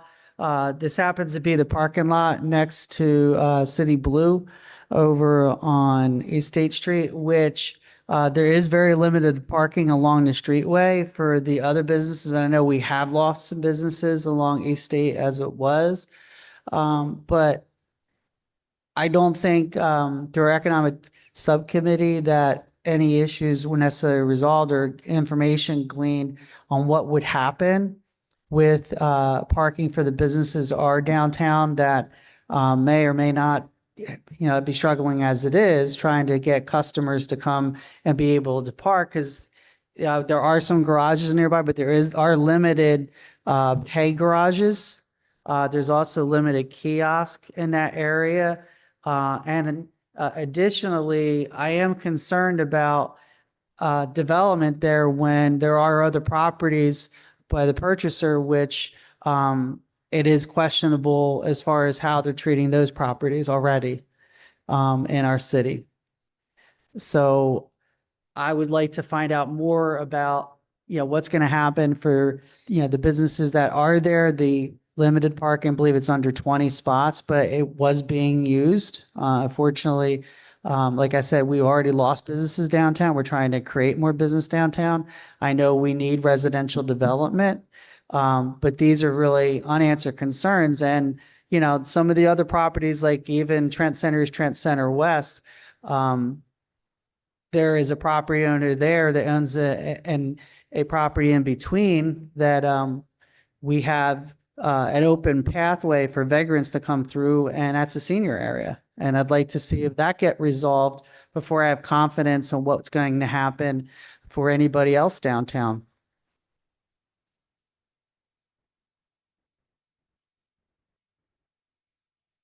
Thank you. Council President, Councilwoman Feliciano. can I just ask Councilwoman Williams real quick? I'm sorry, just for clarification. The property down on where Trent Center West is that you're talking about, the fence, is this person responsible, is this LLC responsible for for that area near Trent Center West? Is that what you're saying? I believe that it is the same owner. Correct, I could be corrected if I'm wrong, but I believe it is the same ownership. And I am concerned because it's been difficult, and we've gotten complaints from different people who live in other properties owned by this developer about maintenance. And granted, there's two sides to every story, certainly. But for example, at the synagogue property, which is between Trent Center and Trent Center West, there's supposed to be fencing along Tyrell Street. Almost all the fencing is gone because people have stolen pieces to scrap through it, or to be able to have easy access walking across that property to the train station. And just even getting potholes filled, which were filled by the developer eventually, and thankfully so. It makes me really kind of concerned, with properties that are already owned that we have some issues with. Once we take away parking downtown for a 6-story apartment building, what happens to the little businesses, the mom and pops that are struggling as they are on State Street? And, we don't need any more empty storefronts. We have too many as it is.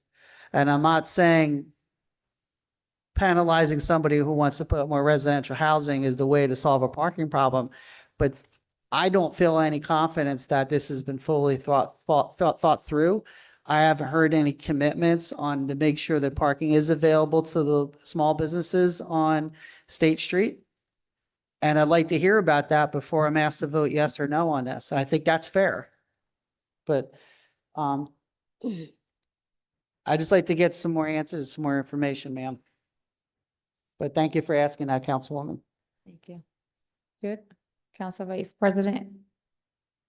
Thank you. I definitely understand the concerns of Councilwoman Williams. I think because this is first reading, instead of tabling it, if that is a thought process, this is only first reading. We do have a few weeks to circle and, talk to the person that's trying. Maybe the administration can reach out to them to see if there's something that can be worked out with the safety concerns with the property on Tyrell or on Greenwood that backs or rears Tyrell Avenue. I have to go around there and see for myself what you're talking about so I can get a better understanding of it. But I definitely think your concerns are valid. I am familiar with the plan of this owner, and I think his plan is great. In terms of wanting to do the museum across the street and wanting to put that residential building right there where City Blue in the parking lot is. And I know he has other buildings over there he already owns and has redeveloped and is in the process of doing so for the other ones he hasn't gotten to yet. And this seems to be a missing piece of the puzzle for his project that I think could catalyze that area into incentivizing other people to want to open up over there. Like we just lost Rainbow, we lost Family Dollar, there's a lot of other vacancies on the street as well. And to be honest with you, that parking lot isn't well kept at all. By the city, I'm sorry to say, no attacks, but it's very overgrown and very littered and loitered. And I think that being able to sell that to someone that is going to take care of that area is something that I think may take precedence over concerns. Like we do have concerns about other properties that this person owns, and I think that can be addressed without hindering the process to this sale because of the amazing things that could come from it.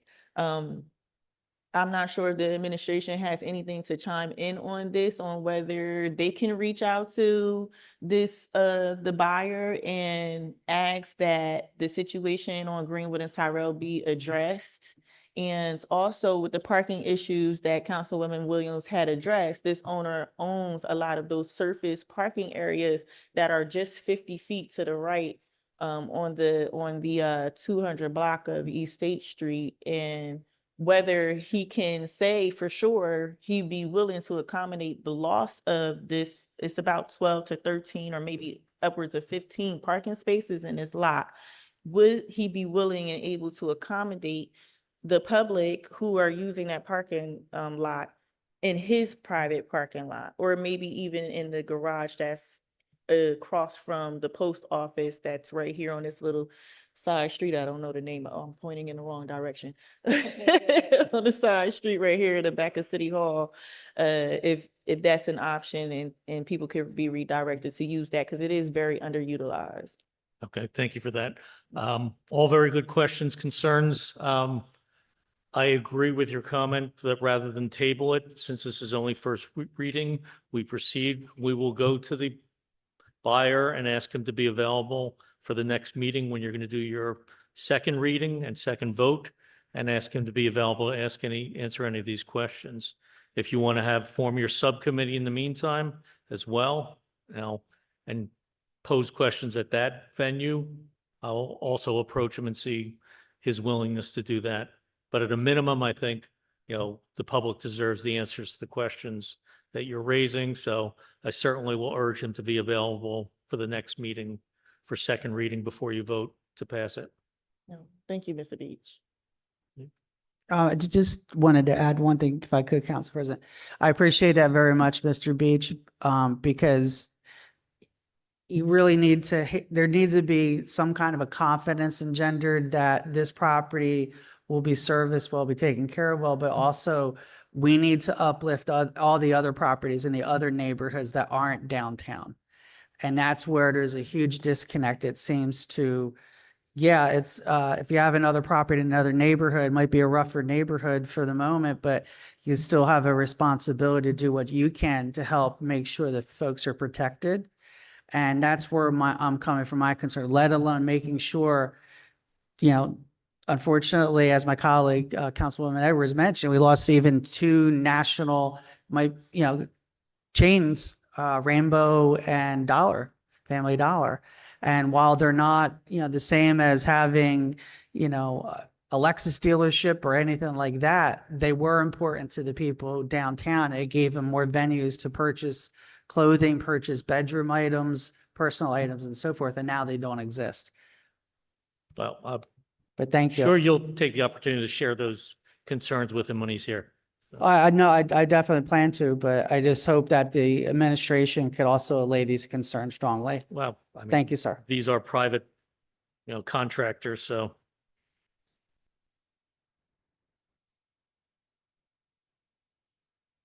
You good? Thank you. Roll call. Oh, I'm sorry. Okay. Roll call, Vice President Edwards, Yes. Councilwoman Feliciano, Yes. Councilwoman Figueroa Kettenberg. Oh, excuse me, Councilwoman Frisbee, Yes. Councilwoman Williams, Yes. Council President Gonzalez. Yes. Motion carried.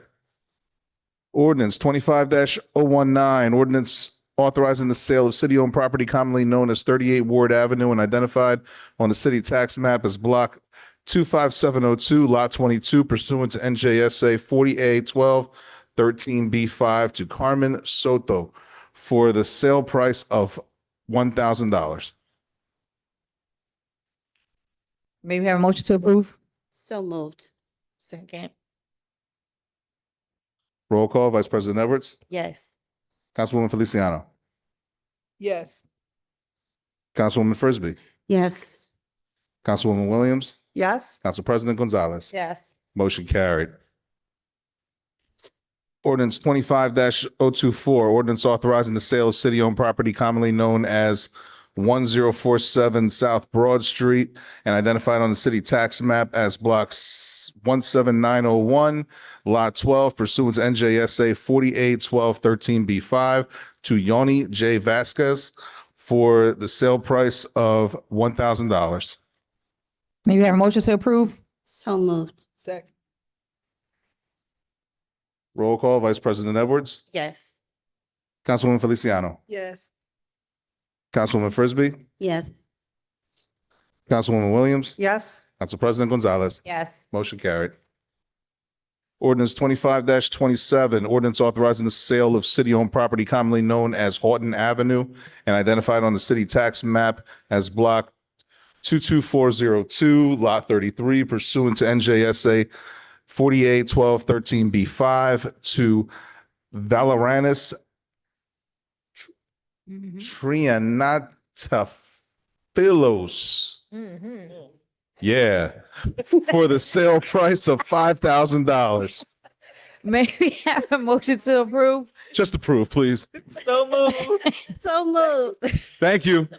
Is there a second? Mr. Garcia, I just wanted to say, I know, in the back of it, it has the actual address where it says 38 Houghton, but it's not in the actual title. So I didn't know we can add that into this title for the second reading, 38. We will ask for that to be remedied. Thank you. And ready for your signature.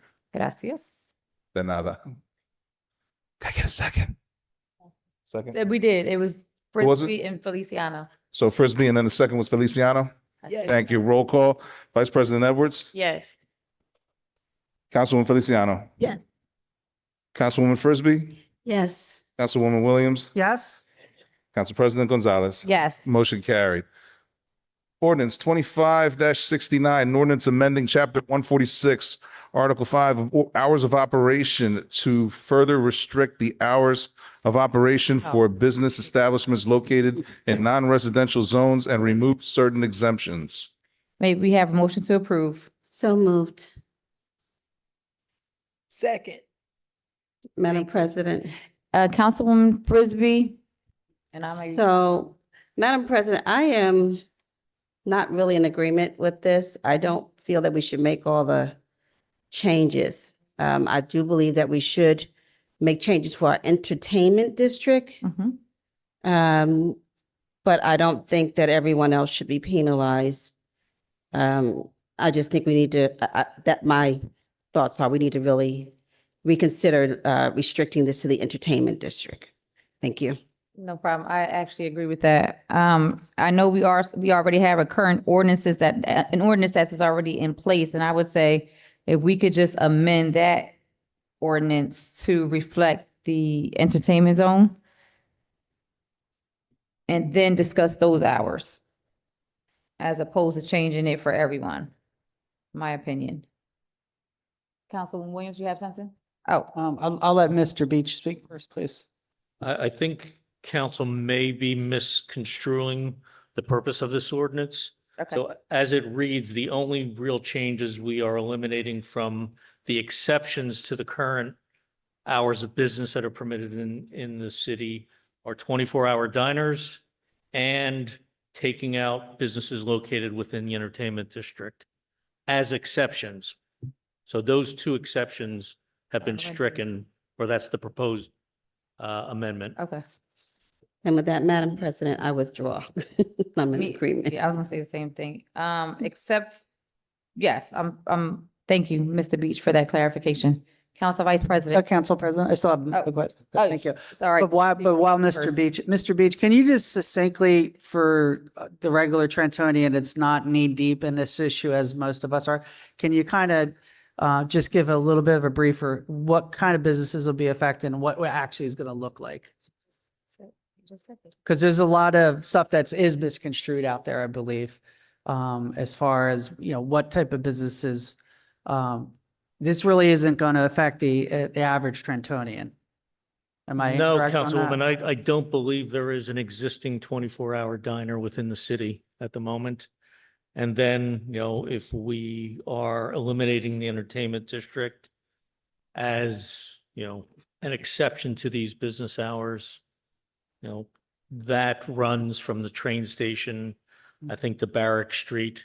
And then there's a Roebling Entertainment District as well. Based on what we're hearing from our police department and others, I mean, there's really not a lot of activity going on in the city in those beyond the late hours anyway, other than what we saw this summer. Okay, thank you. So my question has to do actually with a separate part, and I'll just real quick. I brought this up as an issue a couple of years ago. I don't know if I necessarily had discussed it previously with yourself. I know I asked Mr. Kaloji about this, and I think it may have gone to where the police department may or may not have opinion regarding gas stations being closed at midnight to 5 p.m. And I don't know that this was substantially changes. I don't want to do that. I just, I would like to see us be able to have gas stations open 24/7 for several reasons. The first of which is there are a lot of people who work overnight shifts and need access to gas. In a lot of our neighborhoods, we don't have businesses that are open or many businesses, and the gas stations are kind of the beacon in the night. Should not someone be in trouble, should someone need help, there's a gas station they could go to be able to maybe have a safe haven or get someone to assist them in some fashion.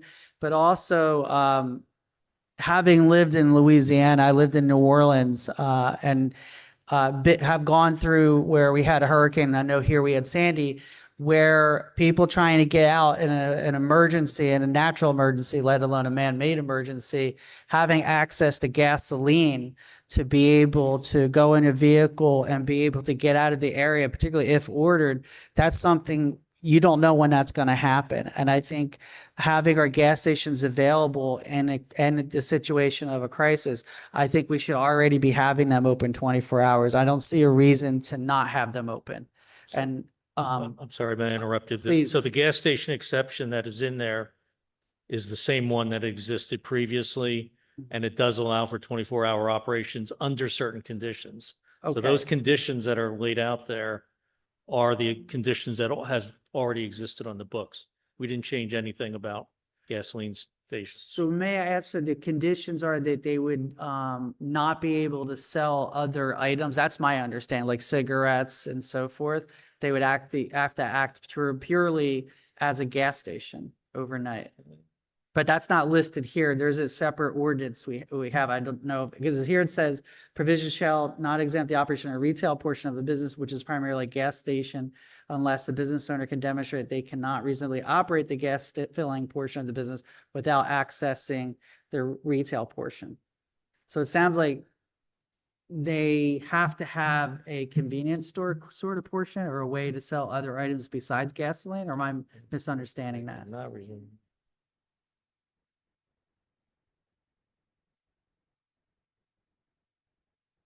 Council President, before he answers, I just want to Councilwoman Williams.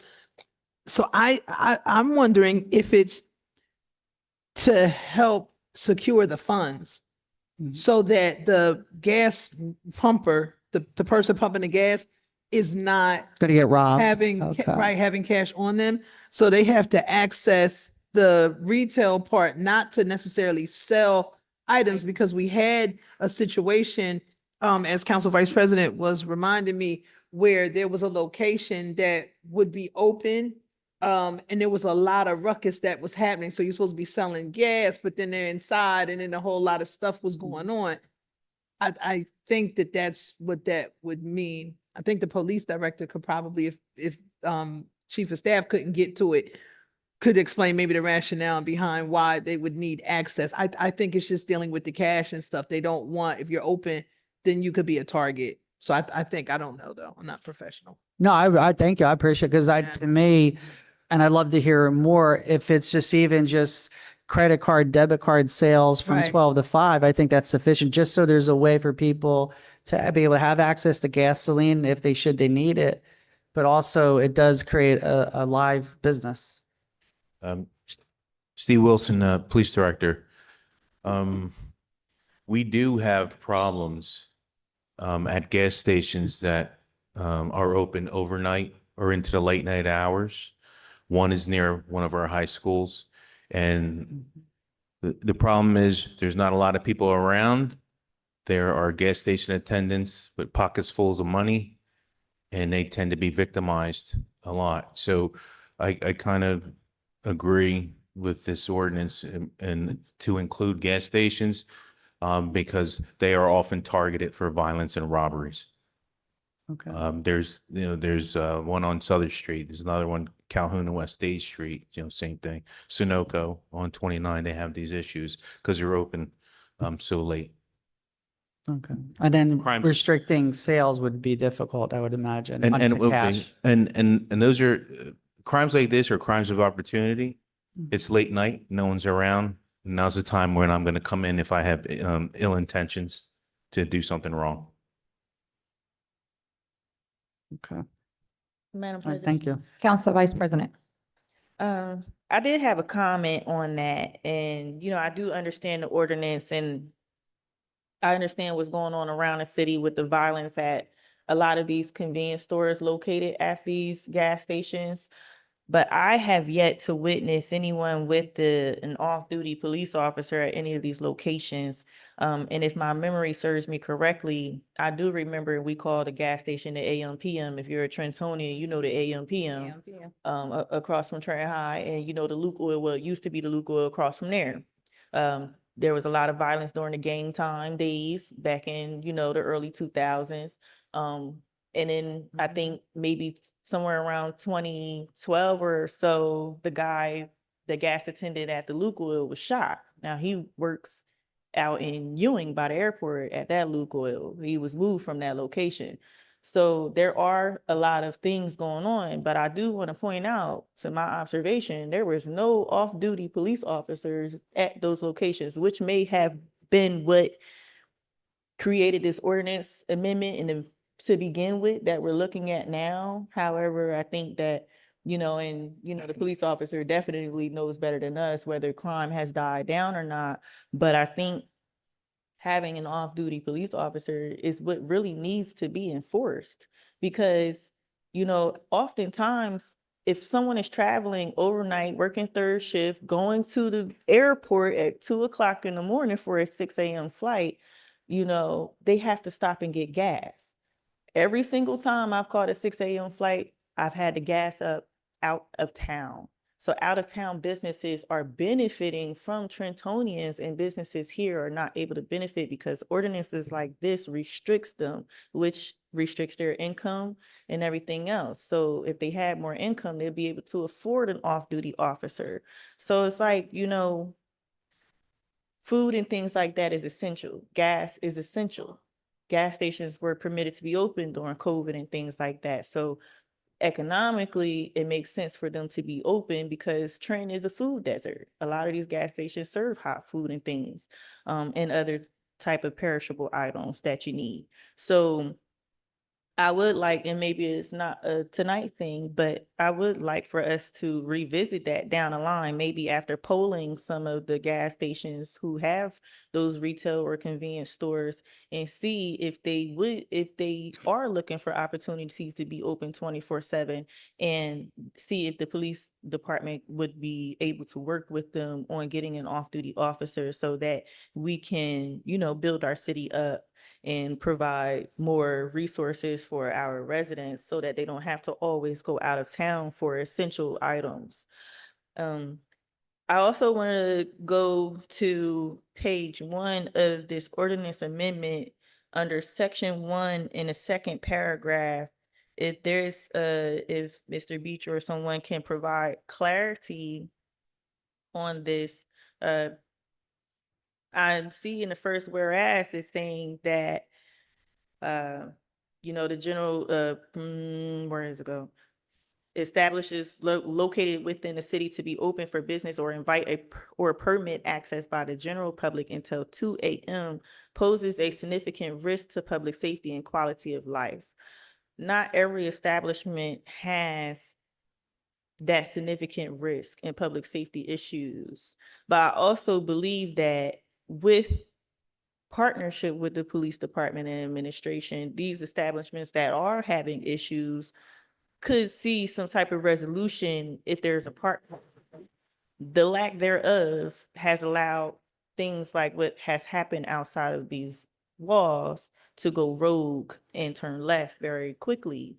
So, but when there was police presence, we weren't seeing a lot of the fights. There definitely wasn't a shootings or murder, so, but as soon as we saw the police pulled back and they were no longer patrolling the area and stationed out there prior to the crowd forming, because I did observe that as well, it was calm.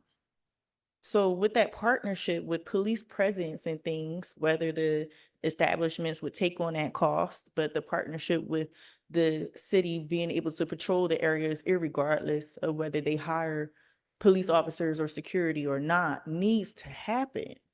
It needs to happen. And I don't see enough patrol in our entertainment districts. the fact that the administration pulled the officers out of this entertainment district was, I'll save my critique, but it resulted in unfavorable actions. It resulted in murder. It resulted in multiple shootings that people got injured at that could have been avoided, if police had remained there. So I just wanted to say that and get clarity, because now we're removing the entertainment districts. Now the entertainment districts have to close or this proposed amendment would require them to close at 12 a.m. instead of 2 a.m. So we are saying we have an entertainment district, but we don't want to have an entertainment district. We're not supporting the entertainment district with public safety initiatives that will offer preventative solutions rather than reactionary, actions. So what are we doing here? If we have an entertainment district, this does not support that. And that's just my observation. This does not support an entertainment district. This shuts it down earlier than most normal entertainment areas would be open until 2 a.m. So do we want entertainment districts or do we not want entertainment districts? Because this right here doesn't really line with our 250 master plan that has entertainment districts in it. So I know that was a mouthful, but I would support 2 a.m. Still, I think that public safety measures, the conversations and that solutions need to be implemented rather than just shutting down the entertainment district. And people of all ages, it's not even just the younger people that like to go out, older people like to go out too. And so again, they're taking their business, their entertainment and their leisure outside of the city. Their money outside of the city, and our businesses are not getting that money, that revenue, that support. So again, I'm asking for reconsideration for it to stay at 2 a.m. Council President, Councilwoman Feliciano. thank you. Thank you for that, Council Vice President. So the question I have is, when we were tossing this around before, and they were trying to say between the 12 a.m., the 2 a.m. and everything, wasn't there a piece about the businesses having their own security from a certain time? So if we were to entertain this till 2 a.m., is it unrealistic to say that maybe from 10 p.m. to 2 a.m., they have to have their own security? Like, I don't know if it's like in 4-hour increments or how these people charge or what's going on, right? Because I don't know if anybody would go out and secure the place, you know what I'm saying, at the let out. So is it unrealistic to say that they should, if they stay open until 2 a.m., right? So if they choose to do that, if they have a special event or something like that, then they have to hire their own security, their own officers, and pay for that? Is that a reasonable suggestion to move forward with that if we were to say 2 a.m.? I like that. I mean, Mr. Beach, I like that. Was just confused because and this is my fault, my oversight, but I thought we were going from the 24 hours to changing it. And then I see now it says 2. So I was thinking we were going to change from 24 hours for that district, but I see it already had 2, because I was going to suggest 2. So I'm a little confused on that part, but I'm open to that. Adding security if everyone else is. Can we amend that, Mr. Beach? Mike, I have a question. So I'm not amenable to that, but I'm just wondering how we're going to enforce it and police that they have police per se or security. Because if we're going to say rather than this, that's what I'm hearing, that you need to have security. Higher. Like, how do we actually make sure that happens rather than this ordinance? Because I see both sides of this.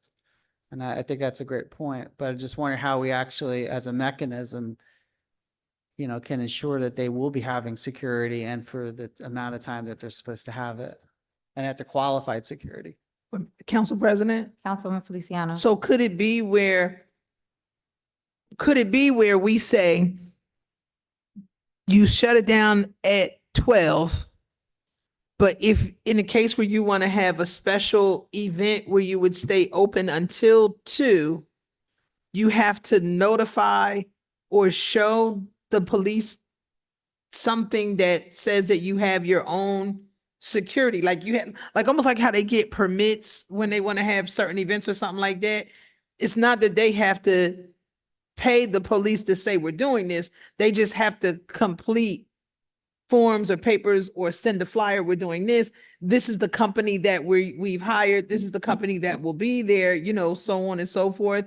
And then maybe even show, you know, a contract or something. I mean, I don't know if that's going too far, but I think public safety plan, as Council Vice President was saying before, when we were talking about all of this, like there should be something maybe that they would have to draw up to say, look, in the event that we have a special event, here is a public safety plan. We would hire XYZ, this, that, and then the police department would have to approve that, and then they would have to submit something to say.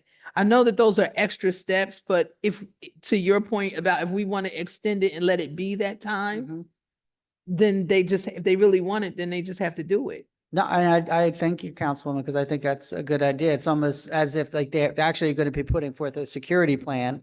And if it's something that's correct and logical and would be effective, there would be no reason for the police department to deny it.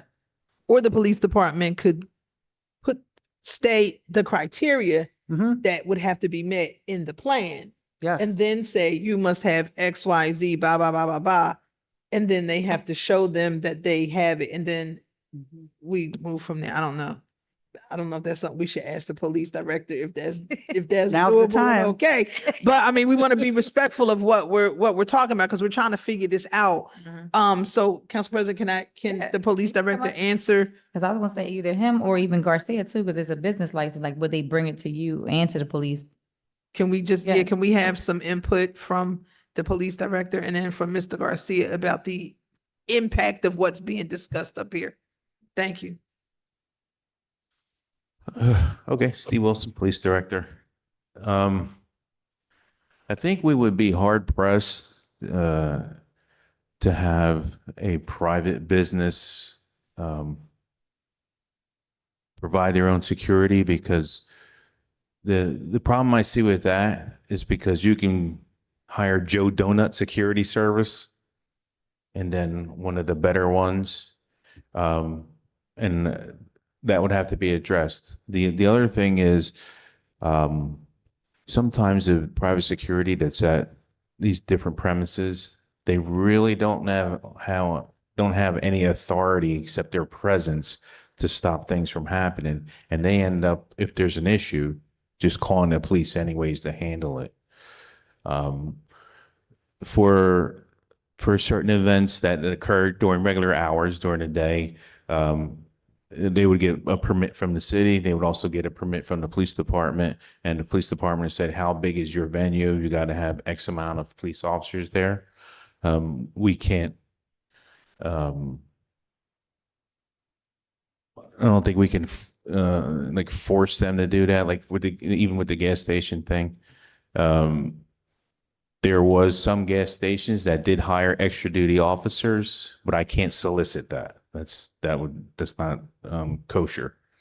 I would love for them to, go on our website, Jobs for Blue, and hire. The other thing is, as far as mandating, that these places hire police officers. I'm not sure, and that's probably a question for Wes. But if that's the way we're gonna go, you also have to have the officers that want to sign up for that assignment. So that could be an issue, maybe not.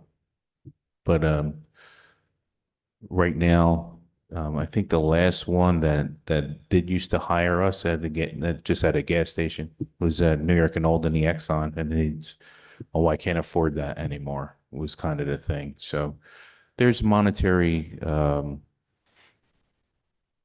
issue that may arise from this. but maybe not. But I just want to try, I'm trying to give you everything that we found out as far as that. Thank you. So even if we said, so what if we said 2 a.m.? But if they were having, because everybody's not staying open till 2 a.m. Like they're not doing it. But if they're gonna do it, then maybe we could require them to provide notification to the police department ahead of time. So that way they can make sure that officers are like, you know what I mean? I don't know how you allocate the officer, that's your thing. That we know, oh, okay, they're gonna be open until 2 a.m. in this area. We just know around that time to just kind of make sure that people are there. Like we just require them to let them know that they would be having some kind of event or whatever. I don't know. I mean, I'm not opposed to 2 a.m. with it because I don't want to penalize the other little businesses because there are some that do have special events and they're really nice and they're not causing any problems or anything like that. I'm not with the 24-hour thing because we see what happens with that. Right. I'd also like to revisit at some point, we talked about, and I know it's a zoning thing, what exactly the entertainment zone is. I know that when it was first set up, some folks had put this certain area in that. I don't know what the rationale behind that was, but I think that we need to relook at that and maybe figure that part out.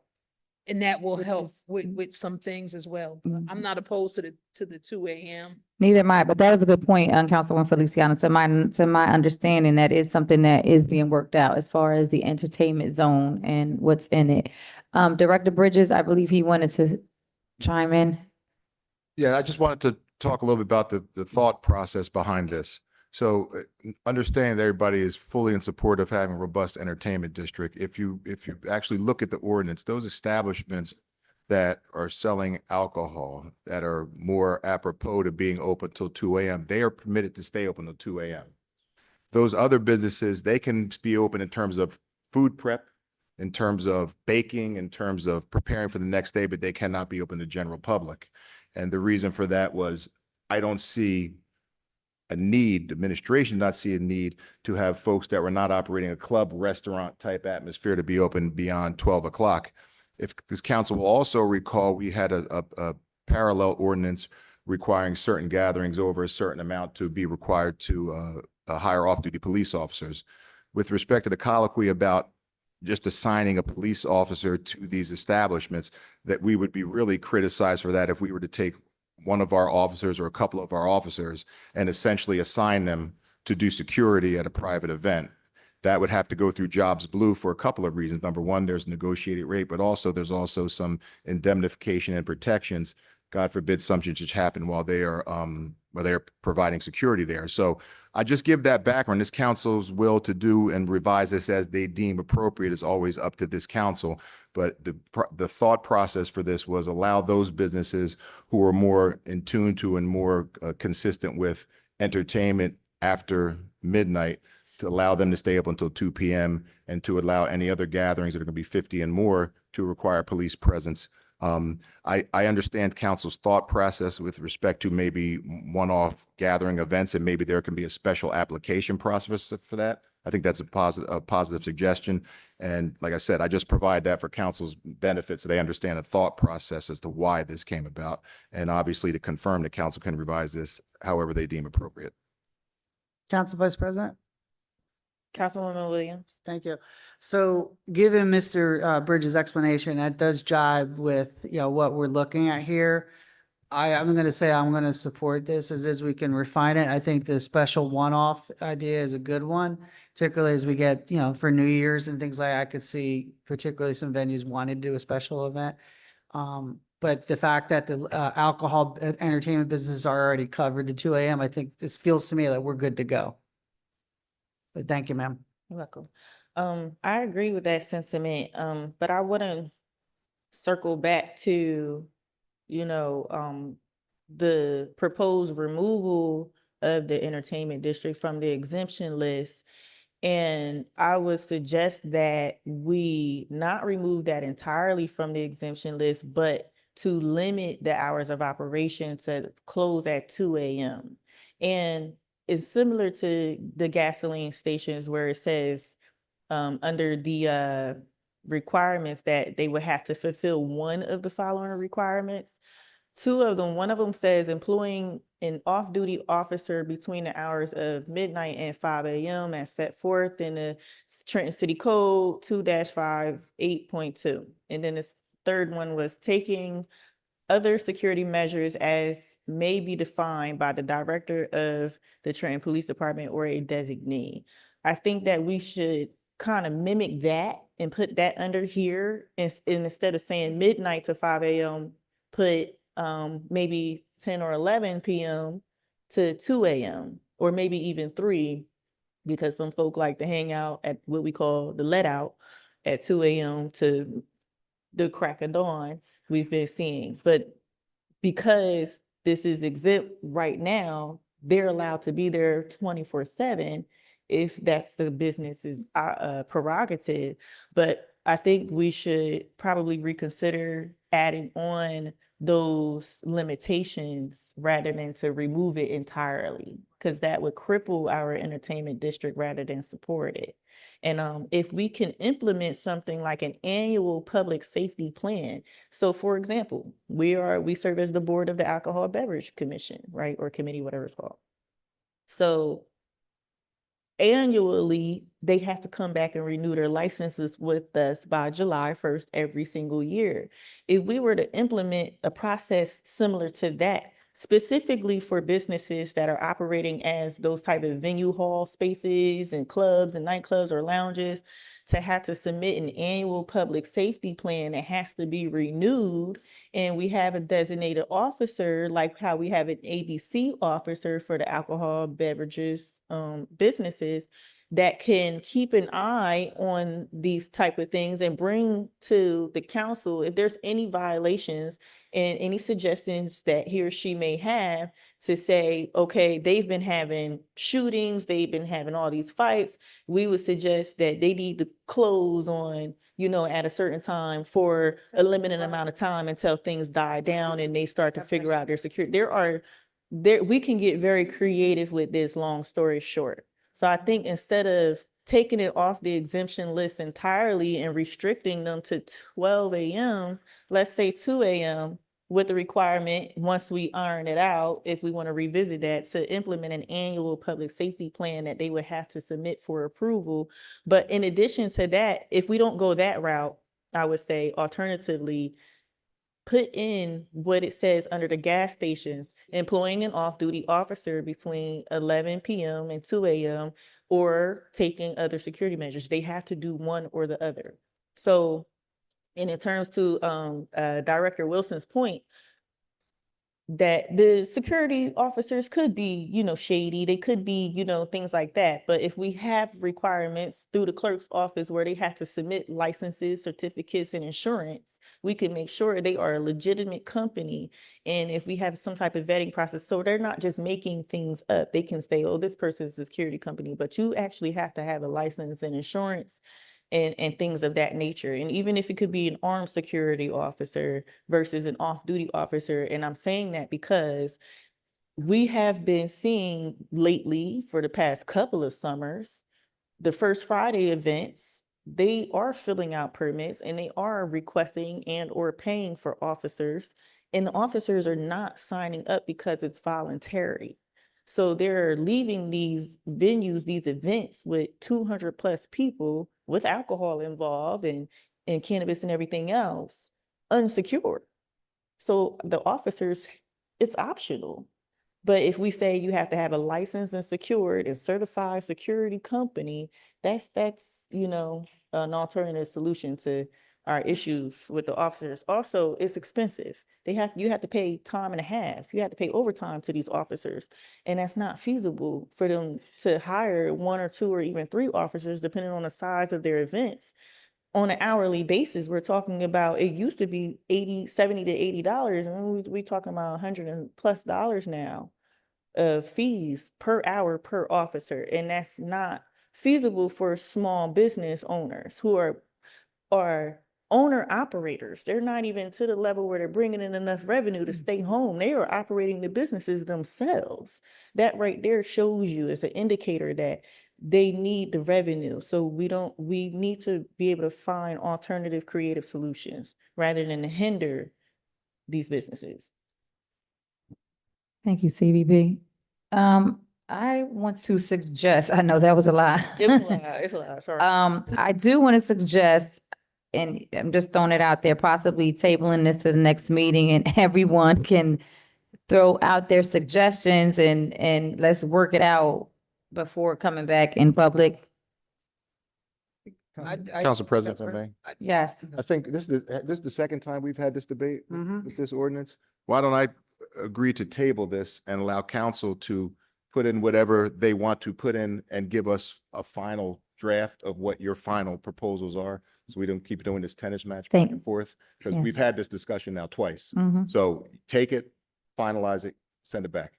Council President. Councilwoman for the, Williams. You know, one of the things it's been interesting with this whole discussion is, there's a kind of a quiet majority, not going to say majority, but there's a lot of people out there that the residents who don't go out, they don't go to frequent, entertainment establishments, et cetera. And we're doing a lot of talking about the entertainment establishments, but we're not doing a lot of talking about the residents in some of these neighborhoods to have to deal with these businesses on a 7-day-a-week basis. And I think that's something we need to consider, because we're making this very complicated to make sure that these business owners make money.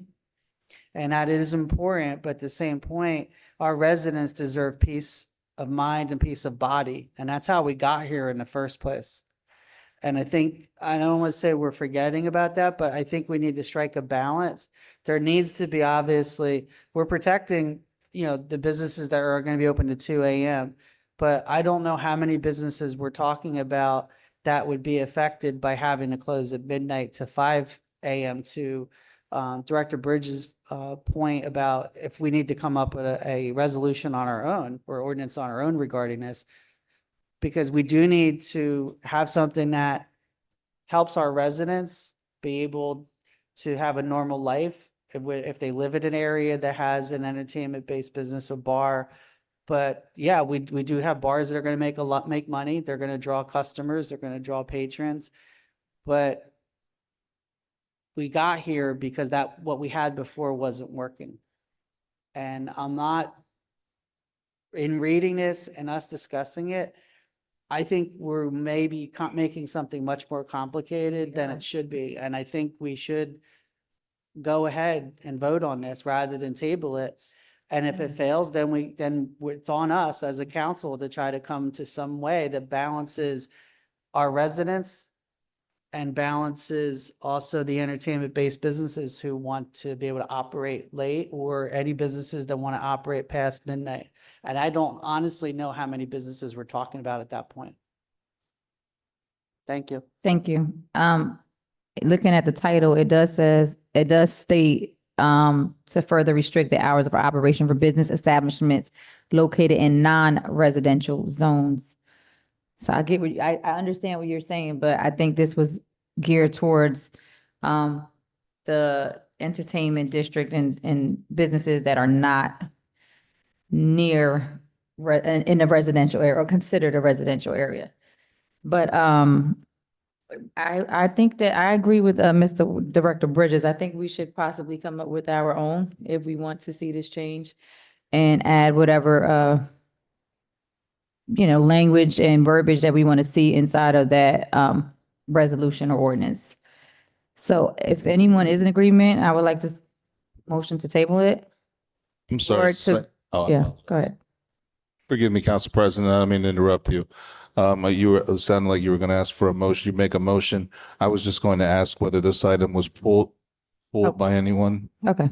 Well, we could vote. I will do whatever council's desires are with respect to this. They can vote to table it. They can vote on it, whatever they want to do. If you want to pull it, then we won't have to table it. It's up to you. We do have a motion. I'll leave it to you guys. We do have a motion President? on it, but no one So seconded it. we do have a motion and a second, so we have to make sure we're. You had a second? Second. Oh, I was about to say, I didn't hear a second. Okay, so No, I we think didn't. had We a didn't have motion and it. a second previously. that's what I'm going to ask. So Oh, this, gotcha. We asked for a motion, but no one. I didn't think so. No. Okay, pulled by administration. pulled by administration of Thank this. you. Thank you.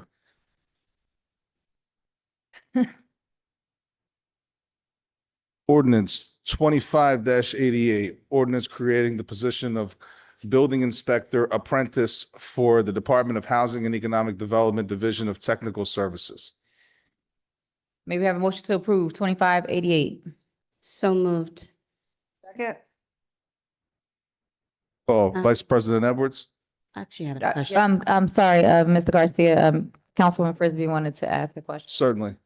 So I have a question about this. So I love the idea, so I'm not debating it at all. I just have a question about whether or not we have stipulations in place that say when we train these, and it's for 88 and 89, is there a stipulation that says they have to stay within the city and use the skills that they have been provided here point. for XYZ number of Good point. years or time? That's a good point. Good evening, Colin Cherry, Assistant Business Administrator. Councilwoman, we can't require that individuals stay here, but just to be clear, these two ordinances do not provide for some sort of specific training. They are creating titles that are available within the New Jersey Civil Service Commission. So this is like creating any other title. These would be employees. They'd be employed by us, performing a service for the city of Trenton for a salary. And they would be able, like any of our other employees, to work here for as long as they would see fit. And if they continue to work here, we would hope that they would grow from that title to other titles, but we can't require that they stay here. So thank you for that, Mr. Cherry. I question that because the second whereas says that is a path and training opportunity for future building inspector. So that's why inspectors, excuse me, I am questioning that. I don't want them to come here, get the training and then be poached or just leave on their own. I would like to know that if they're going to be trained here, that they're going to be required to utilize those skills here as opposed to getting the training. Not that I say that everybody is dishonest, but we don't know. But at least if I don't want our efforts to go to waste with that, that's why I am posing the question for both of these. No, I understand the concern. As I said, we don't, there is no method of us requiring that the individuals stay. And while the position of building inspector apprentice is a training position in a sense, they are an apprentice, they will be performing work on behalf of the city of Trenton. It is not just a training program. That apprentice will be an employee of the city of Trenton. The intent, the goal is for that person to eventually become a building inspector, but while they are an apprentice, they are still going to be working on behalf of the city and earning a salary. It isn't, for example, like us sending an individual to an academy and paying that academy to train this individual, or paying for them to take a test or get a certification. They will be working. They're going to work a normal schedule and they will be paid for that work. That work will just give them experience that hopefully will lead to them becoming a building inspector in the future. So then, so for clarity, we cannot require them to stay here for any We can, a certain amount of time. Okay, that's what I wanted to know, whether we can or not. I know that we have the issues with that with our police department and so forth. So yes. I'm just being protective. Yes, Thank the you, Mrs. police Cherry, appreciate department, just to be clear, Councilwoman, with the police department, like the academy, what we've been able to do is kind of require that they pay us back for the training costs, the cost that the city incurs to train them. But I just want to assure you that in this case, that is not similar. There is no cost. We're not paying for them to go to schooling. They're working for us, and in working for us, gaining experience that will allow them to become a building inspector. Thank you. That provides better clarity. Of course. Appreciate you, sir. Thank you. Madam Thank you. President. Mr. Garcia? Certainly. Roll call, Vice President Edwards, Yes. Councilwoman Feliciano, Yes. Councilwoman Frisbee, Yes. Councilwoman Williams, Council President Gonzalez. Yes. Motion carried. Ordinance 25-89, an ordinance creating the position of Technical Assistant Land Use for the Department of Housing and Economic Development, Division of Planning. May we have a motion to approve? So moved. Second. Roll call, Vice President Edwards, Yes. Councilwoman Feliciano, Yes. Councilwoman Frisbee, Yes. Councilwoman Williams. Council President Gonzalez. Yes. Motion carried. Ordinance 25-90, ordinance authorizing the sale of city-owned property commonly known as 1055 South Clinton Avenue and identified on the city tax map as Block 18901, Lot 52 pursuant to NJSA 481213C to Muhammad Islam for the sale price of $60,000. May we have a motion to approve? So moved. Second. Roll call, Vice President Edwards, Yes. Councilwoman Feliciano, Yes. Councilwoman Frisbee, Yes. Councilwoman Williams. Council President Gonzalez. Yes. Motion carried. Ordinance Council 25-91. President. Council President. Councilwoman Feliciano? Council President. Thank you. I'm sorry. Just a word to be mindful in this ordinance about documents and stuff and information that should be redacted and not included. Gotcha. So we need to be mindful of that. This is one of those examples. Mm-hmm. That's for the administration. The administration needs to be mindful of that I think. because we've discussed it. Thank you. Thank you. May we have a motion to approve 25-092? So I moved. believe we're at 91. I'm sorry, we're on 91. I'm sorry, 91. My apologies. Second. Thank you. Thank you. That was moved by Williams, second by Frisbee. Frisbee, yes. Thank you. Roll call, Vice President Edwards, Yes. Councilwoman Feliciano, Councilwoman Frisbee, Yes. Councilwoman Williams. Yes. Council President Gonzalez. Yes. Motion carried. Ordinance 25-092, ordinance authorizing the sale of city-owned property commonly known as 615 Greenwood Avenue, identified on the city tax map as Block 14004, Lot 16, pursuant to NJSA 481213C to Joan and Alfonso Broach for the sale price of $7,000.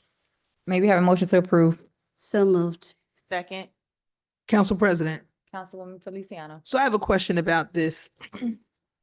I'm all for it, but in the part where the financing was, where it says the amount that was being offered, they explained that they're on the situation, right? And they gave a dollar amount there, yet we're selling it to them for double that amount, which goes back to the initial questions when we were talking about the process and how we decide who pays what. We've approved many things that have gone by with just the offer amount, right? That they put and everything. And we asked questions about what does that mean with assessment and all this other kind of stuff. We were given the answers that we were given. My question is, why are we not entertaining what this person has put here when we have moved other things for more space for far less dollars? And especially given the reason that this person has put here, why would we not honor that? Good point. Good question. Because Mr. Beach, would you want to? that's what I'm saying. But it's for one location, right? One location. It's for one location, That's adjacent to their home. right? So I'm confused. It says on here, thank you, Council Vice President, where it says under part 2, there's the $1 amount there, but then under part 3, under that offer, if y'all see under financing, it's the other amount. Like why would we not, given under the part 3 of the financing Right. and the explanation, why would we not honor that number? I don't know. Ms. Beach, you want to address It's just that? confusing. I Or just add? respectfully would actually prefer not to address the pricing issue here on the Okay. open floor. Okay, I'm happy to do it in, executive session. okay. I don't think it's fair to any other applicants. But we can discuss that in executive session then. That's fine. Thank you. But that's Yeah. why when we did this about you know what I'm saying, about the process and then now looking at this, that's why I'm asking it. So, all right, that's fine. So can, yeah, all right. And this is first reading also. It's first reading, so you want to move on to a roll call? Or want to hold it off until after exec? I think, Madam President, After, you said you did. right. And then we can amend it before the second reading or get it squared away. So, Mr. Garcia, we'll proceed with the vote, please. Certainly. Roll call. Vice President Edwards, Yes. Councilwoman Feliciano, Yes. Councilwoman Frisbee, Yes. Councilwoman Williams, Yes. and Council President Gonzalez. Yes. Motion carried.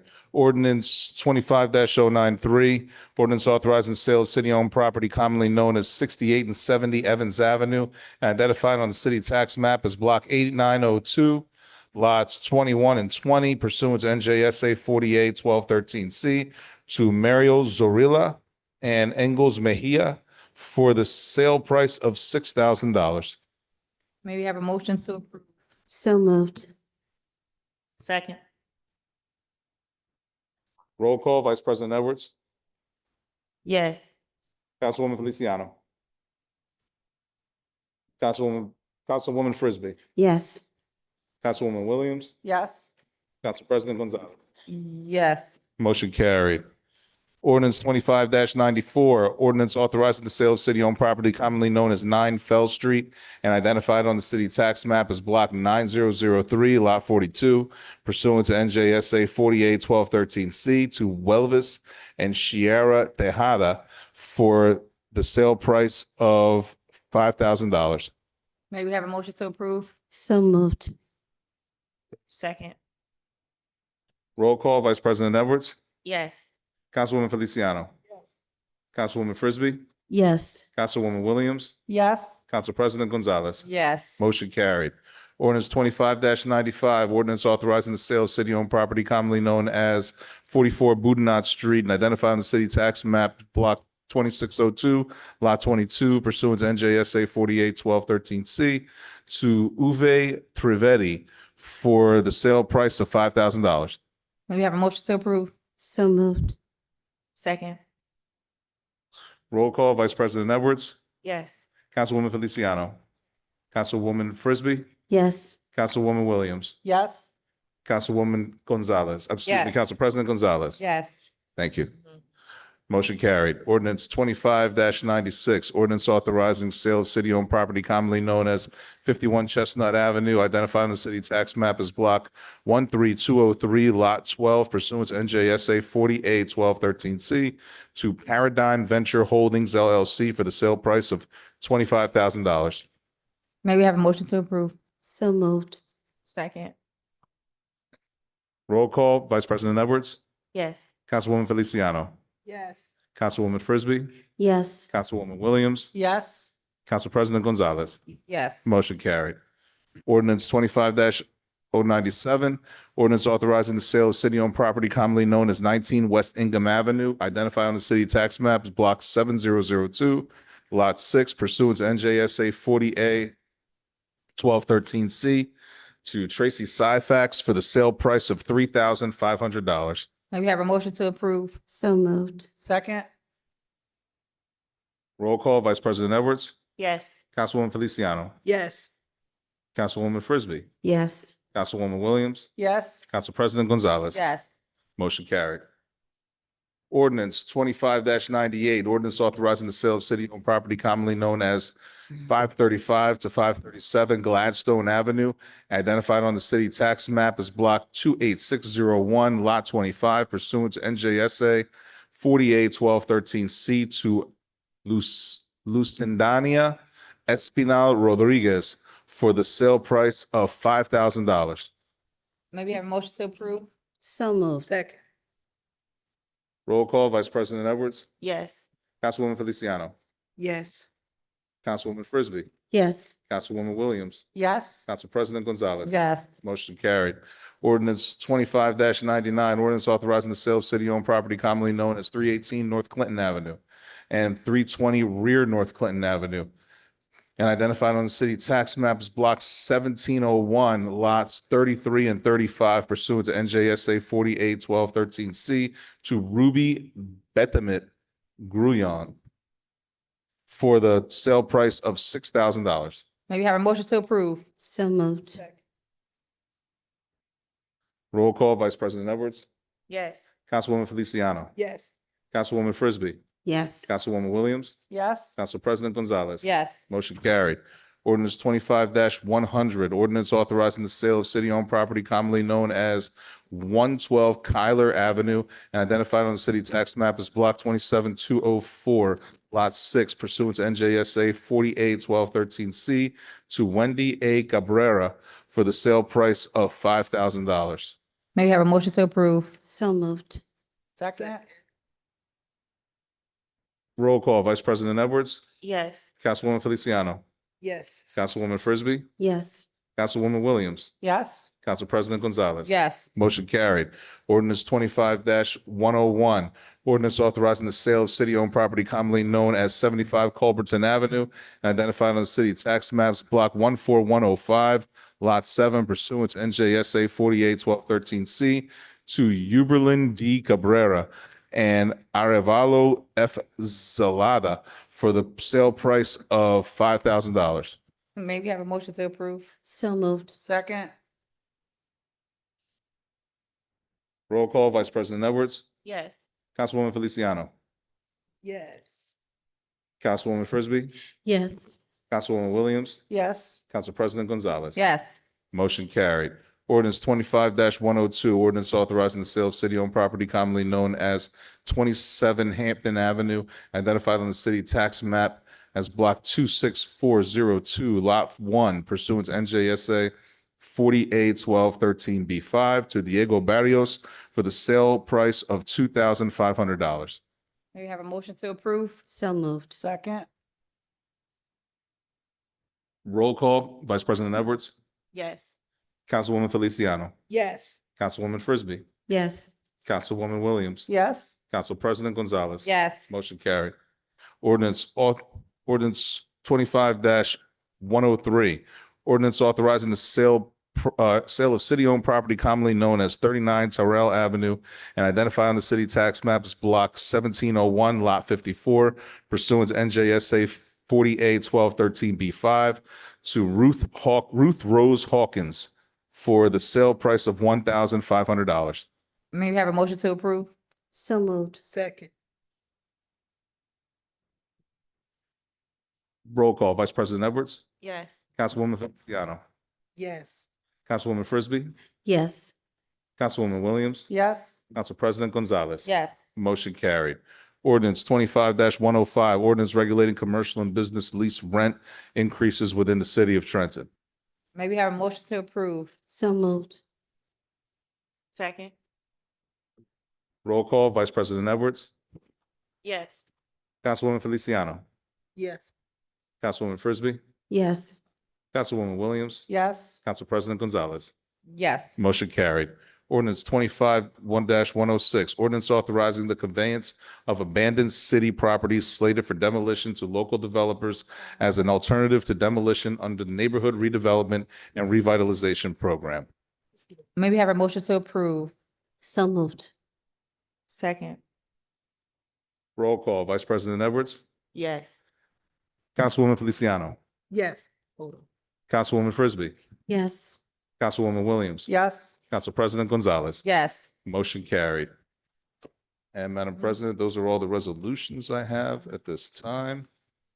And if it's your wish, we can move to public comment. Yes, please. So the public comment will be 5 minutes for each individual.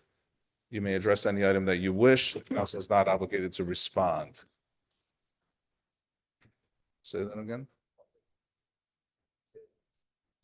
Okay.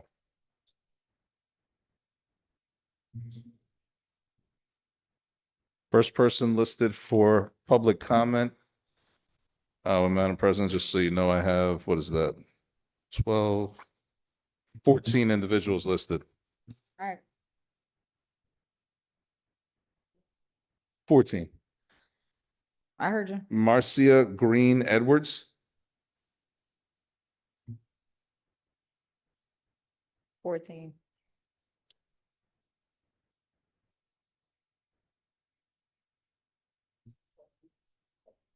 I think.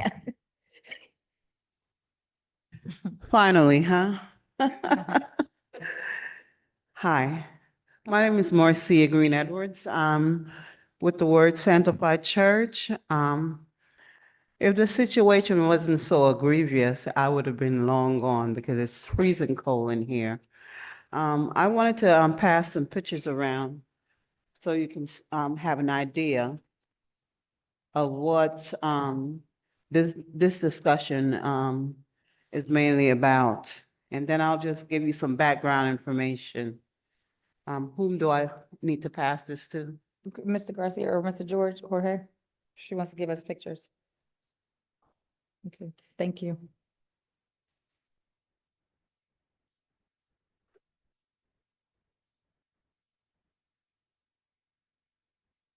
Okay. First, I must say, I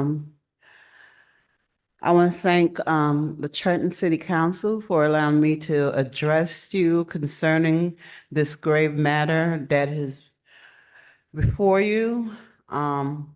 We're the Word Sanctified Church. Some of our back information is that we are a over 3 decades, a YWCA for only Black historical building. And that's where our church occupies. We have had meetings with the mayor, one on October 7th, 2024 at 11 a.m. We met the mayor regarding complaints about DW alternative energy pollution, illegal parking, oil trucks on city property next to our church and also on church property. Present was the mayor, Mr. Reed Garciano, representative from DPA, inspectors, health and human service director, and all supporting officers. When the meeting concluded, we were told that DW Alternative Energy will be told to clean up all spills, remove all debris, remove all vehicles that were parked blocking the throughway that is behind our church and the area around 338 North Montgomery Street. Since this time, DW Alternative Energy made a small effort to comply, but a few weeks later, the situation has gotten worse. Presently, it has gotten so bad that the police and sanitation department was called because of trash dumping, hazardous material, pollution everywhere, and trucks blocking access to the feeder street alleyway, which is behind our church building. So we can't come or go when they're parked. My question to you, the city council, is who is being paid? How can this be allowed to go on in the city of Trenton? How is it that Trenton allows someone to dump and just, pollute our waterways? I need an answer. City Hall is located just a stone throw away from that vicinity, right on Montgomery Street. We were never notified that this company was moving into our district. No one told us anything. We have worked with this company several times. I must also tell you, this is in the location of Munoz Rivera Elementary School. It's right across the street from that. And the Delaware River Canal sits right where all the oil spills and debris is at. And we had the EPA to come out and test the soil. And there's, as you can see in the pictures, there's oil spills. Yesterday was Wednesday.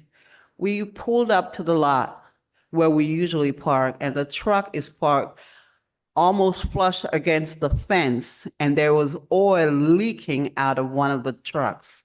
Now, my husband is a trucker, and I remember specifically he got ticketed because he was told that he could not park in the city of Trenton. Thank you, ma'am. That because is of- your time. Because he is a trucker. Has that changed? Thank you so much for sharing that with us. Denise Morales.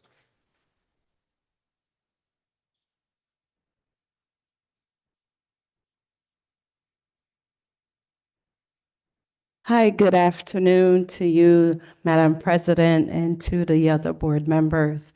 My name is Evangelist Denise Morales, and I am also a member of the Word Sanctified Church located at 338 North Montgomery Street. And I just wanted to say that, yes, this business that is allowed to have hazardous materials located near our church. Now, I am an evangelist and I'm passionate for Christ, but I'm also passionate for our church building and the protection of our members. We have little small children that have to have access to in the parking lot, and they are being exposed to these hazardous materials. And I don't know if you guys are familiar with 338 North Montgomery, but you have to take a look, come by and drive by, and you will see these trucks that just blatantly disrespect the fact that they are right next to a church. They have no regards for cleaning up after themselves. They have no regard of the exposure that they have around us. And I don't know about you, but I wouldn't want my children to be exposed to that. And I'm sure you guys don't as well. So we want to know, how is the city of Trenton going to correct this matter? We are taxpayers also of Trenton, and we are workers here as well, and something needs to be done. Okay, so, the love that we have for our church, the love that we have for the city of Trenton, and the love that we have for our neighbors, we want the city of Trenton to do something about this company. That's my few words. Thank you so much. Gail Boyle. Sanctified Church, To the chairman of the city council board, all the board members, my name is Gail Boyle, and I bought the building in 1995. So I've been there 30 years, and there used to be a business behind us. He used to bring in a tractor trailer once or twice a week. They would pull up, take whatever he had and go. Well, these have become permanent. And I don't know any other business where, I didn't know it was an industrial site. We'll become an industrial site. There are barrels, there are tires. We called the DP. They came in and told me to clean the stuff up, put it behind their gate, it's back out again. Our building is here. They have all of these oil, recycled oil is what it is, they said. And they bag them out in the yard there now. Now, the land next to us, the city had given me a piece of paper about 20 years ago, before they developed the buildings on the other side. It used to be just an open field. And they said we could buy the thing. Well, then when we went to the Delaware Commission to buy the thing, they said once they built those houses over there, they said we had to match them with the light poles and with more money than we had. The light poles and things would come to $90,000. And now this is 20 years ago. So now we got these new people that never told us was moving in. They didn't ask us how we, sent out any notices that it was going to be an oil recycling behind us there. So when I went to them, they was blocking the street and, they got kind of, I won't use street like they talk slick to me about it. Then I called the police department about it. And the officer, a young guy, I guess he was just starting. And what he did was I stood out there waiting for the police department. He drove right past me. I'm waving him down. So I called the police department back again. I said, I see the squad car going up the street. They had to tell him to come back. And then when he got back to me, he said, I'll go around here and see what they're saying. Then I said, tell them to move. We drive through there, So then I told him he was going to leave. I told him to give me a police report number so I could follow through with this thing. The problem that we're having is that now they're doing business out there we've been parking there for 30 years. They're doing business on Sundays. They tore the sidewalk up. They tore the buildings down next to us. They went over there, they bought some old trucks and tore the glass out and threw it in the parking lot there and left it. And I asked the people that were there, they said, I don't mean no racial, they said 2 white guys tore it up and left it there. Then, if you go over there tonight on your way out, it's just 2 blocks up the street. The city had tore the houses down, paved, they put in some sidewalk because they dug up all of the electrical and sewer line a year and a half, 2 years ago. And then they cut all our electricity off and everything doing that. We're the only building standing there. They have tore the sidewalk up with the trucks. If you go over there and take a look, the sidewalks, they wrote all up on the sidewalk. I don't know what else to do. We have to come here. What else do we do? I feel like we're being harassed by them. Now they're parking where we park, just, I guess, parking a grid because oil tankers there. What do we do? We're giving it to you all to maybe you all can go take a look. They're parked over there. They had 2 other big trucks parked there.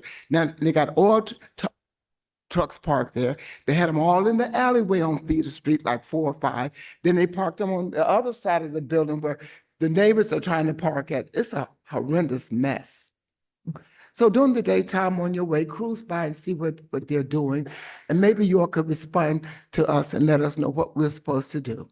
So if you don't mind, I just, we're going to ask that you, our BA or Mr. Cherry is going to take your information. We're going to send our inspector, to Director Harris, and they're going to send someone over there. Okay. All right. Okay. And thank you all. Thank you. You're welcome. We waited. A lot of people were here, but they got kids. They have to go take them home and go to school.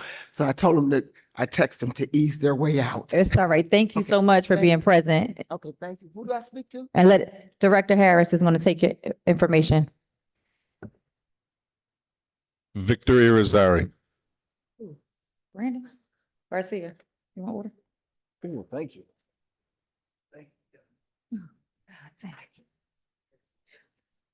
I'm Victor Rosario, 19 Moreland Avenue.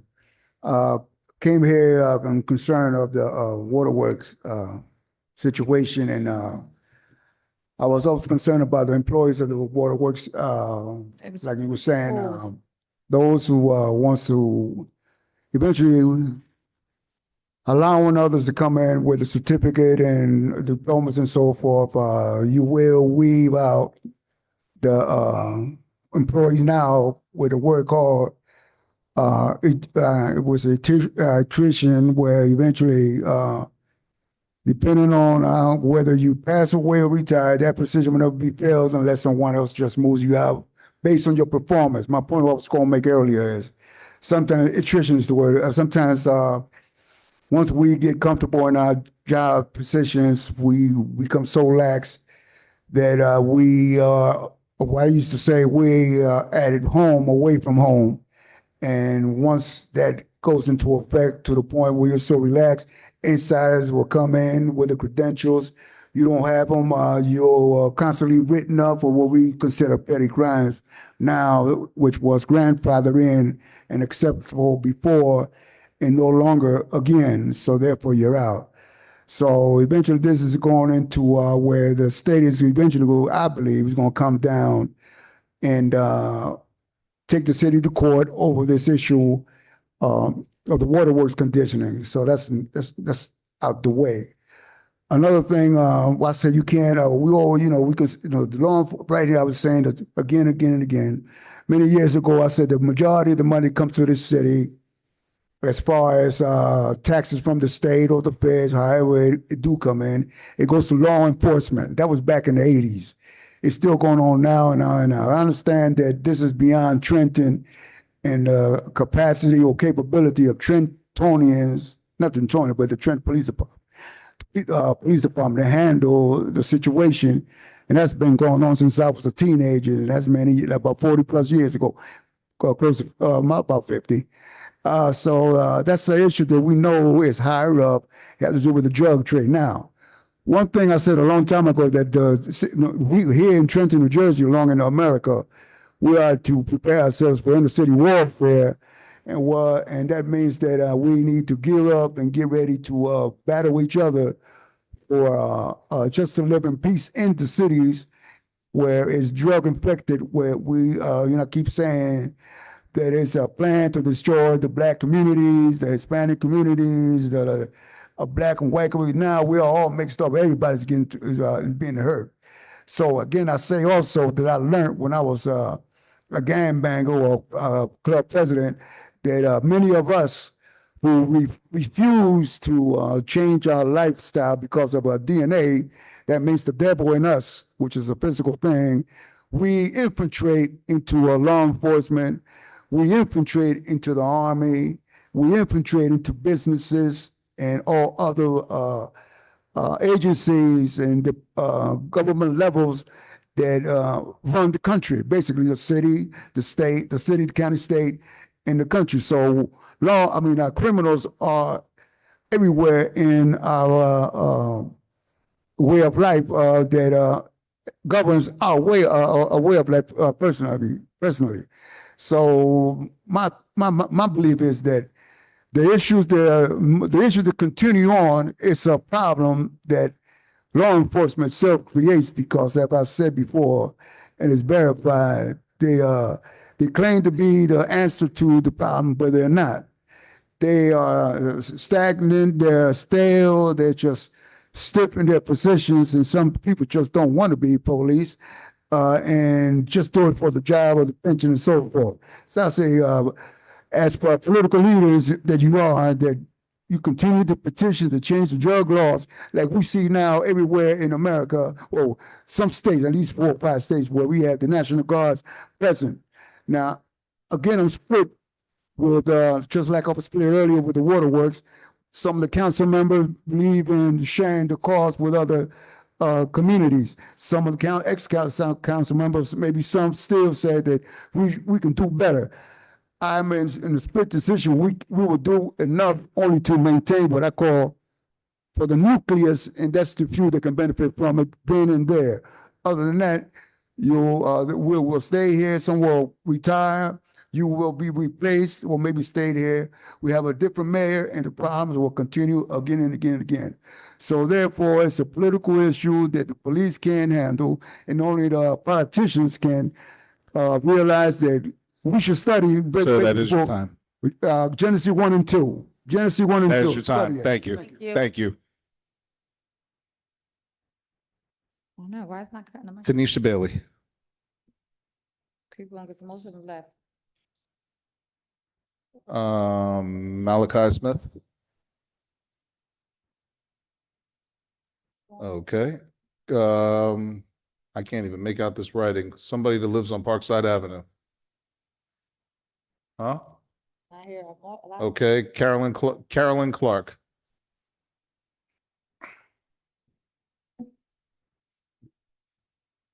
Good evening, Council, Good evening. Trentonians that are still here. Caroline Clark, Riverside Drive, Trenton. So I'd like to start off by saying thank you to you, Councilwoman Feliciano, for asking some very critical questions regarding the residency ordinance. I'd like to say thank you to you, Councilwoman Frisbee, for giving a full-throated no to the ordinance. So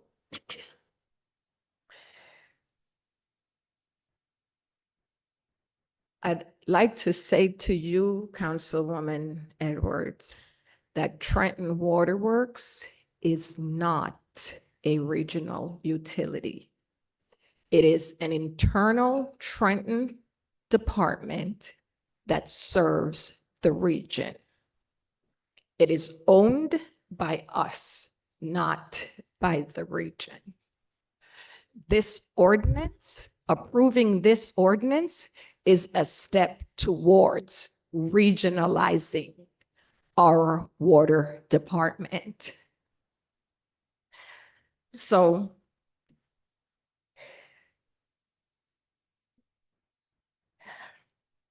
the ordinance has effectively deprioritized Trentonians for the jobs in Trenton.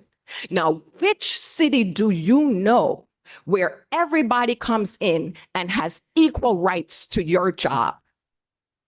You said you're Trenton first. You as well, Councilwoman Williams, you as well said this is about making sure that other people can have jobs here. But other people can't elect you and put you here, only Trentonians. So when you vote on anything that deprioritizes Trentonians, you're sending a clear message to us, and we're hearing you. So, did you read the residency requirement? The residency requirement says Trentonians first, and then it expands and gives a waiver for non-Trentonians. So the residency ordinance that we currently have, it meets the state standards. They can work here. There is no prohibition on non-Trentonians working there. So the only effect of what this new ordinance is doing is deprioritizing Trentonians. It is unnecessary. So I have a serious problem with the discussion that occurred around that ordinance. I heard Councilwoman Edwards and Williams both mention the salary. Now, if you look at Trenton's residency ordinance, there's no mention of salary in that residency ordinance, and for good reason. It's about where you live, not what you make. You are comfortable with the low salaries for Trentonians, but we want to talk about increased salaries when we start talking about non-Trentonians? What kind of logic is that? So, I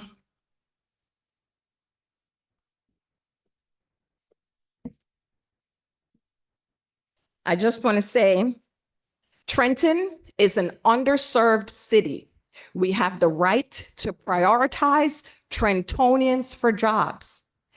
If the state of New Jersey can prioritize New Jerseyans for jobs, I don't understand why anybody thinks they can then tell you not to prioritize your residents for jobs.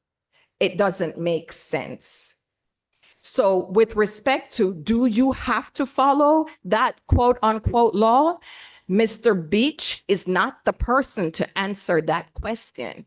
It is the law department that needs to tell you if you must follow that directive. If the previous council voted it down, clearly you could vote it down too, if you so choose.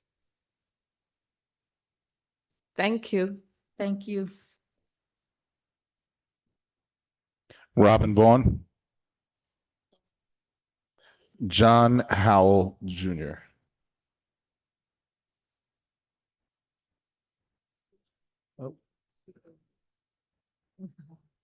Good evening. I'm John Howell. I represent the tenants of the Carter at Arms, 333 West State Street in Trenton.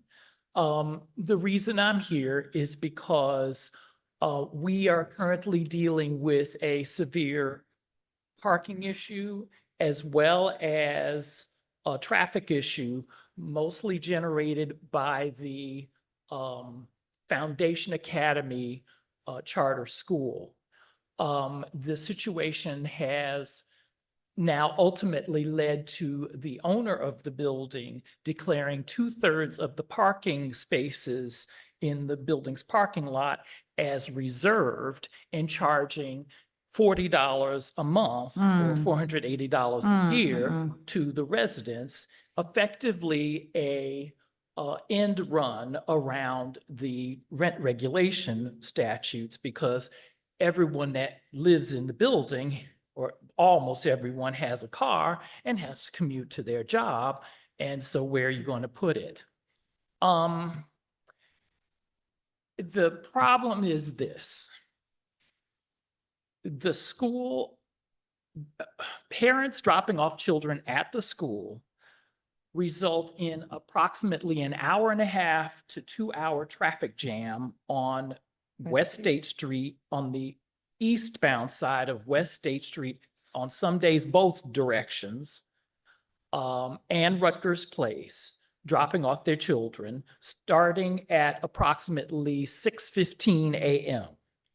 and lasting until around 8 a.m. when I think the school starts. This then resumes at noon and again at approximately 2:33 p.m. for the school dismissal. This has caused traffic so bad that New Jersey Transit buses cannot get down the street, nor can commuters using West State Street. And the police did put a policeman to direct traffic at the corner of Rutgers Place and West State. However, let's put it this way, they are not the most knowledgeable people about who lives where. And so what ends up happening is caregivers, et cetera, people just, me just trying to get home one morning from an overnight flight, you have to yell out the window, "Excuse me, I live here." Okay, so something needs to be done. Now, the school did put in a more circuitous driveway around their play fields to accommodate more cars. However, around about 7:30, there is a line of cars in all directions, basically jamming up the street. I don't know how people on the bus get to work on time because, or in either direction. So, I appreciate your help, Ms. Council Lady Frisbee. We need more, because as you may know, the city representative, I guess, who does parking and other things, came to a police safety meeting and stated that a public hearing had been held concerning the curbside parking ordinance on, or regulation on Rutgers Place, and that no one came opposing it. Well, this was because no one was notified. And I went around and asked a whole bunch of residents, the building manager, the building owner, and residents of 329 West State Street. No one had heard a thing. This building has been there since 1959. It houses approximately 700 people. Now, we appreciate the redevelopment of the old New Jersey Manufacturers Headquarters into this school. That's one less derelict building. However, we did not wish for the school to take over our lives. At this point, you have to time your goings and comings or departures and arrivals to the building, to the school clock. Or actually, you just sort of have to guess because people just. Thank you, sir. That is your time. Thank you, Mr. Howell. So help, please. Thank you. Thank you, and have a good day.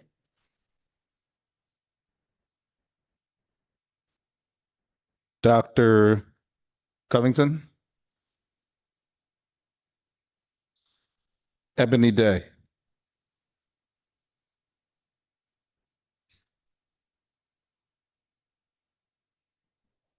Council. Hello, good evening. I'm back again. Came here August 7th to talk about The contracts. the contract. Again, I don't know if it's like the LLCs or the bigger contractors getting contracts done. Cause I don't understand why are y'all approving, which is great, the sales of the housings and nothing is being completed. Doesn't make sense. You get what I'm saying? Like, you're approving these houses, but how are they getting on the tax rolls? They're not getting on the tax rolls because no contract supposedly, because the lawyer left. I've been waiting since June.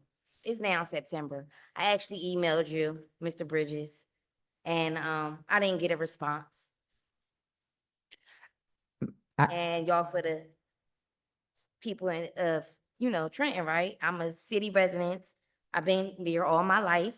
I'm a business owner.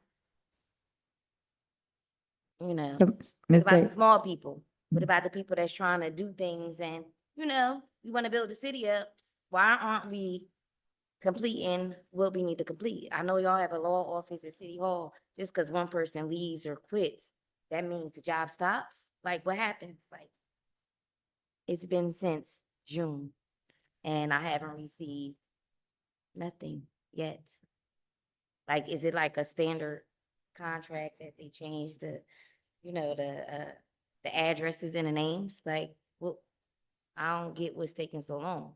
Like, nobody's doing their job around at City Hall. What's going on? Or like I said, is it for certain people? Are certain people getting these contracts?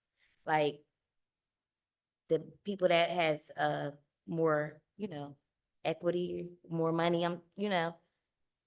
I don't know what to do. Like, again, I've been here trying to figure it out. I'm not getting any answers. Ms. Day, can I just tell you, I did have a conversation with the director about that, about the contracts getting completed. And I was told that the real estate attorney will begin working on Monday. They just hired someone.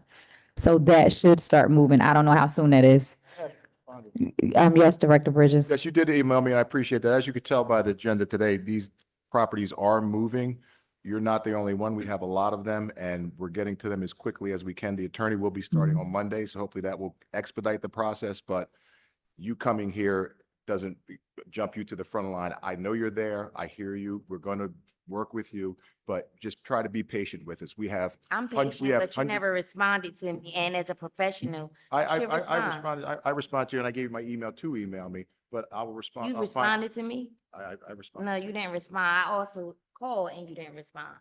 Well, like I said, we will get to you as soon as possible. Yeah, that's This fine. does not I'm have being nothing- patient. I've been patient since This, June. let me finish. This has nothing to do with your equity, has nothing to do, I don't know you. We're gonna get to you as quickly as we can. Please feel free to continue to email me. I don't take any umbrage to that. Please feel free to continue to call me, but we have a lot in the pipeline. We're trying to get to them as quickly as we can. This is nothing personal to you or any of the other hundreds of people who are calling on a daily basis saying, I want my property. We're trying to get to everyone as quickly as possible. Every meeting, we've had at least 10 of these on the agenda.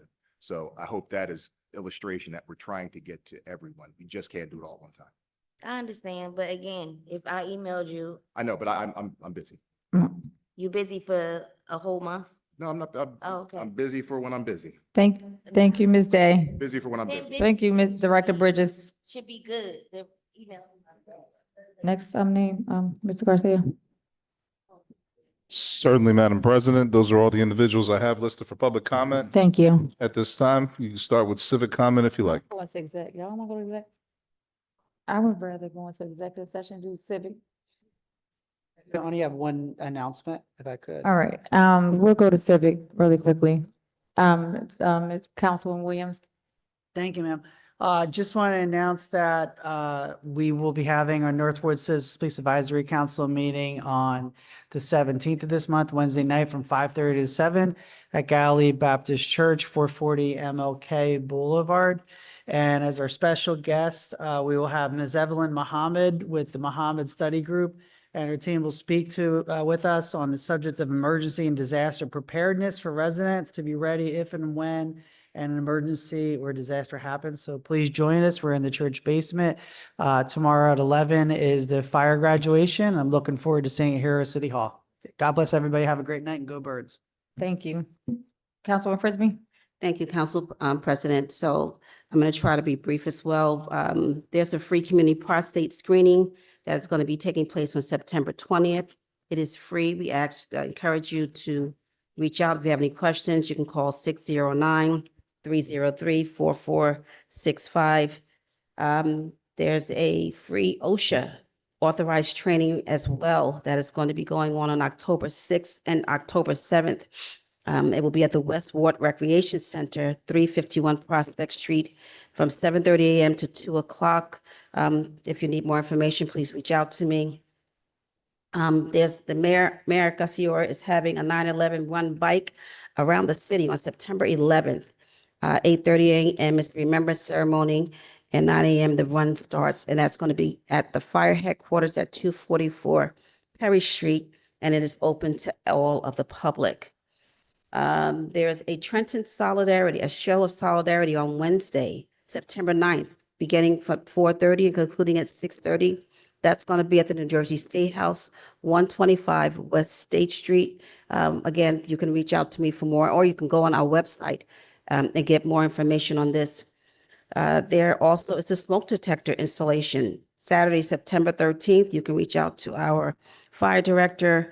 The number is listed on the website if you want that. And I am going to also, and again, any of the information that I just gave out, if you need more information, you can come to my West Ward Community Conversation, which will be on next Tuesday, September the 9th, from 5:30 to 6 o'clock p.m. on Artisan Street.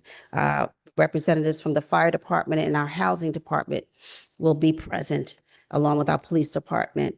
I just wanted to make comment. I believe they all left, and I'm grateful that Director Harris did take the information about the property on Montgomery that really needs to be addressed. No one should have to cohabitate, church or otherwise, with those conditions. Ms. Caroline, thank you for coming out and just always sharing your knowledge and just your passion for our city. You are appreciated. Mr. Howell, didn't realize things had gotten that crazy. We will revisit this situation with Foundation Academy, see how we can work to get to a more amicable situation for all involved as well.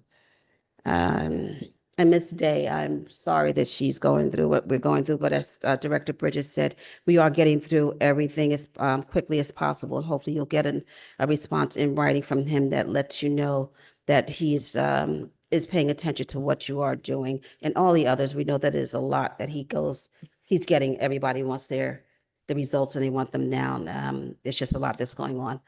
I'm going to close my evening out with a portion of our city's mission statement, which says that we recognize that the people of Trenton have made us guardians of the public trust. We are committed to govern with integrity and fiscal responsibility, to seek excellence in the city's operations, and to serve all the city's people with respect and compassion.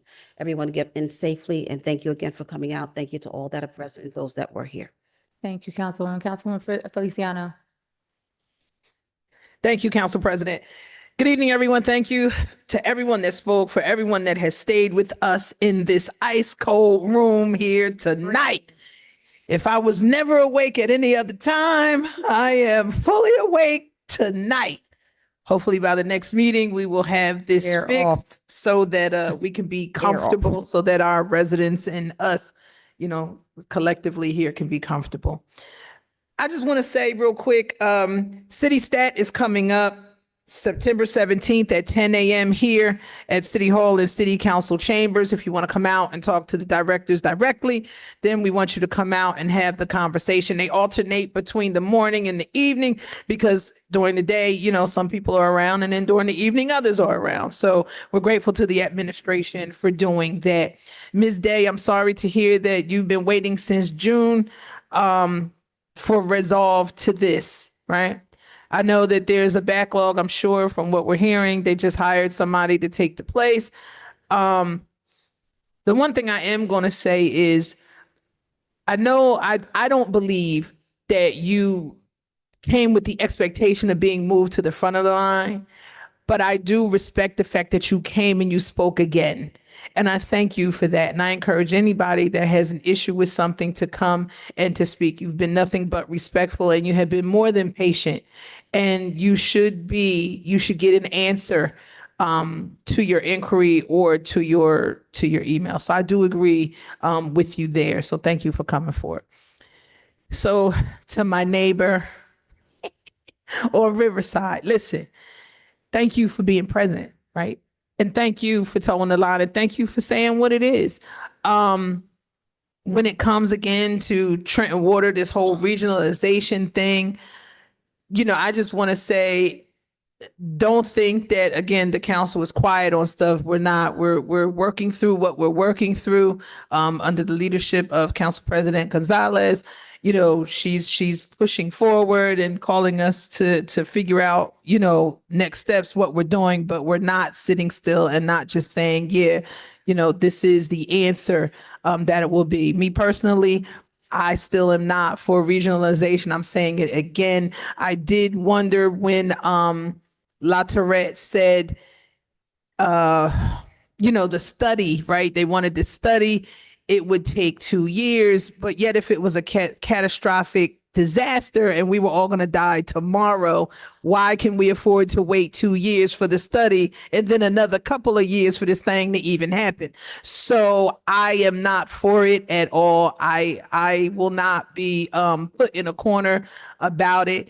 I am for the safety of all of our residents here in the city. I mean, hell, we could probably do a whole lot within 2 years. What happens if we turn it around and get it together? Yes, I do believe that management at the water company does need to do better. I do believe that there are certain areas that need to be tighter. I do believe that there are other avenues that can be looked into, but I don't believe personally that all is lost when it comes to Trenton Waterworks. Also, if we look at all of the development that's happening in the areas that want a piece of Trenton Waterworks, they putting up all these buildings and stuff. What they gonna need? Water. Who gets the money? Trenton. Hamilton is about to put up CHOP, that medical center, right? Serviced by Trenton Waterworks in that area. I asked the question. So we need to think about what it is we're doing and how it is we're moving. Again, all is not lost as far as I'm concerned when it comes to the water utility. And I'm willing to push to the end, you know, to just make sure that I do the very best that I can do to make sure that we've done what we can and looked into what we can. And I know that my colleagues feel the same way as far as looking and researching into what can be done. That being said, thank you all for coming out. Again, I appreciate you all. Safe travels going home, and God bless. Thank you. I was about to say good night. Thank you, Council. Please, Council Vice President. Thank you. Good evening, everyone. We learned a lot this evening. We hashed out some things. I'm looking forward to, you know, working on the ordinance further in terms of the entertainment district and coming to a common happy ground for all. In terms of this waterworks thing, don't get me wrong. I am Trenton first, 100% through and through. This is not about usurping Trentonians from positions and things like that. That is not the intent here. And it doesn't have to be the result either. You know, we discussed, most of us on this council, whether making this amendment that's presented by the administration is redundant, being that the language does already state that, you know, we look in Trenton, we look in our service areas, and if you can't find outside of there, then so be it, but a waiver is required. In that ordinance, to my understanding, there's still some type of requirement for them to move here after a certain amount of time, and that's where we're kind of stuck at, whether this would address that issue or not. Do we really want and demand that people move here after getting a job after a year or two, as per the current ordinance in the language that it says? That's where we're having the issue at, is people moving here after we've gone through the waiver process, we've found the expertise, and now we want to hire them. Are we going to require for them to uproot their families and move here? You know, so that's where I am with things in my thought process with weighing out whether this ordinance would be good or not, or whether it's redundant or not, whether it would address those issues or not, and where would that put us? You know, our employees will always be protected regardless. No one's getting fired or usurped or anything of that nature. And already a large percentage of the Trenton Waterworks and Sewer employees are already not Trentonians. So we have had to hire outside, you know, are all of those non-Trentonians or the people that were hired outside of Trenton, are they currently living here? Are they required to move here? I think that more information needs to be brought forward before we can make a decision on this. But that's the point of ordinances having first and second readings. Passing it the first time is not changing anything. It's opening discussions for us to have with the administration and with the public, and the public to be able to weigh in on your thoughts as well, so that we're taking in consideration the people that we are representing. So though this may seem, it may be unfavorable, but the conversation is necessary. So my thought process is, let's try to get past the hurdle of the residency issues. I know it doesn't mention salaries, but I mentioned salaries because it is a big issue. And I'm not advocating for just salary increases for the open positions we're having trouble filling, but this council advocates and has given increases to current employees as well. If you look back at many of the resolutions, we have changed job titles and union titles and things like that to allow us to be able to pay people more, because we were restricted within a certain minimum and maximum due to that. So if you go back the 2.5 years we've been here, there has been at least a half dozen, if not more, resolutions that we have passed that allows this administration to pay our current employees more money. During our budget hearings with the administration, with the directors as well, we always advocate for increases, you know, because not just recruitment, but retainment is equally, if not more important than anything else. So we are advocating for livable wages. We are advocating for, you know, Trentonians to be first in line, not last, not second or third or last. So I hope that I was able to clear that up. That brings me to the end of my comments. I don't have anything much more to say, but I'm hoping that this game turns around with the Cowboys and Eagles. Go Birds, and have a good night, everyone. Thank you, Council Vice President. It's actually tied up right now, so thanks. Really quickly, thank you for everyone who stayed here this evening and stayed long enough to share your comments, your concerns, and your ideas. I just want to say to Ms. Clark, thank you for being present and always being vocal.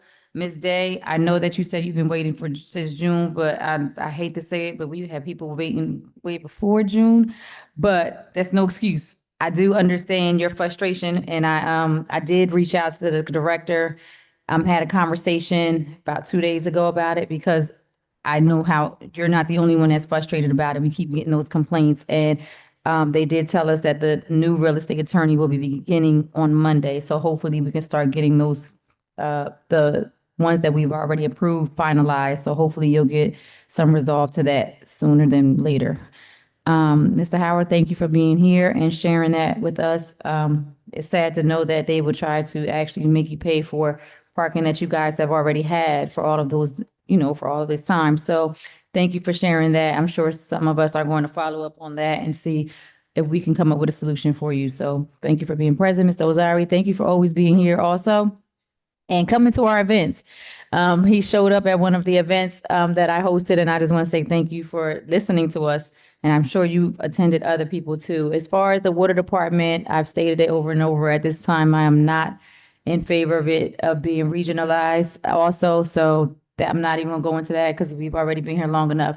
But I do want to say thank you to Interim Director Harris for allowing us to partner this year for my 10th year, giving away our book bag drive. It was a big success. We were able to give away 472 book bags and the kids had a great time. I try to give them a warning and tell them we always have about 200 or 250, but we actually exceeded that amount this year. So thank you for partnering with us.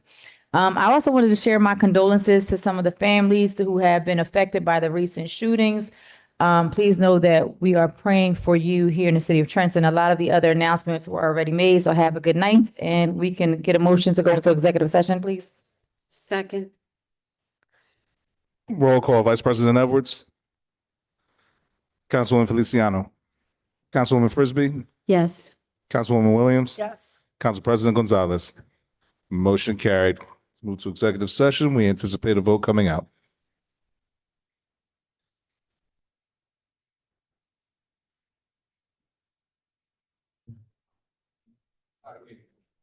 It's Target.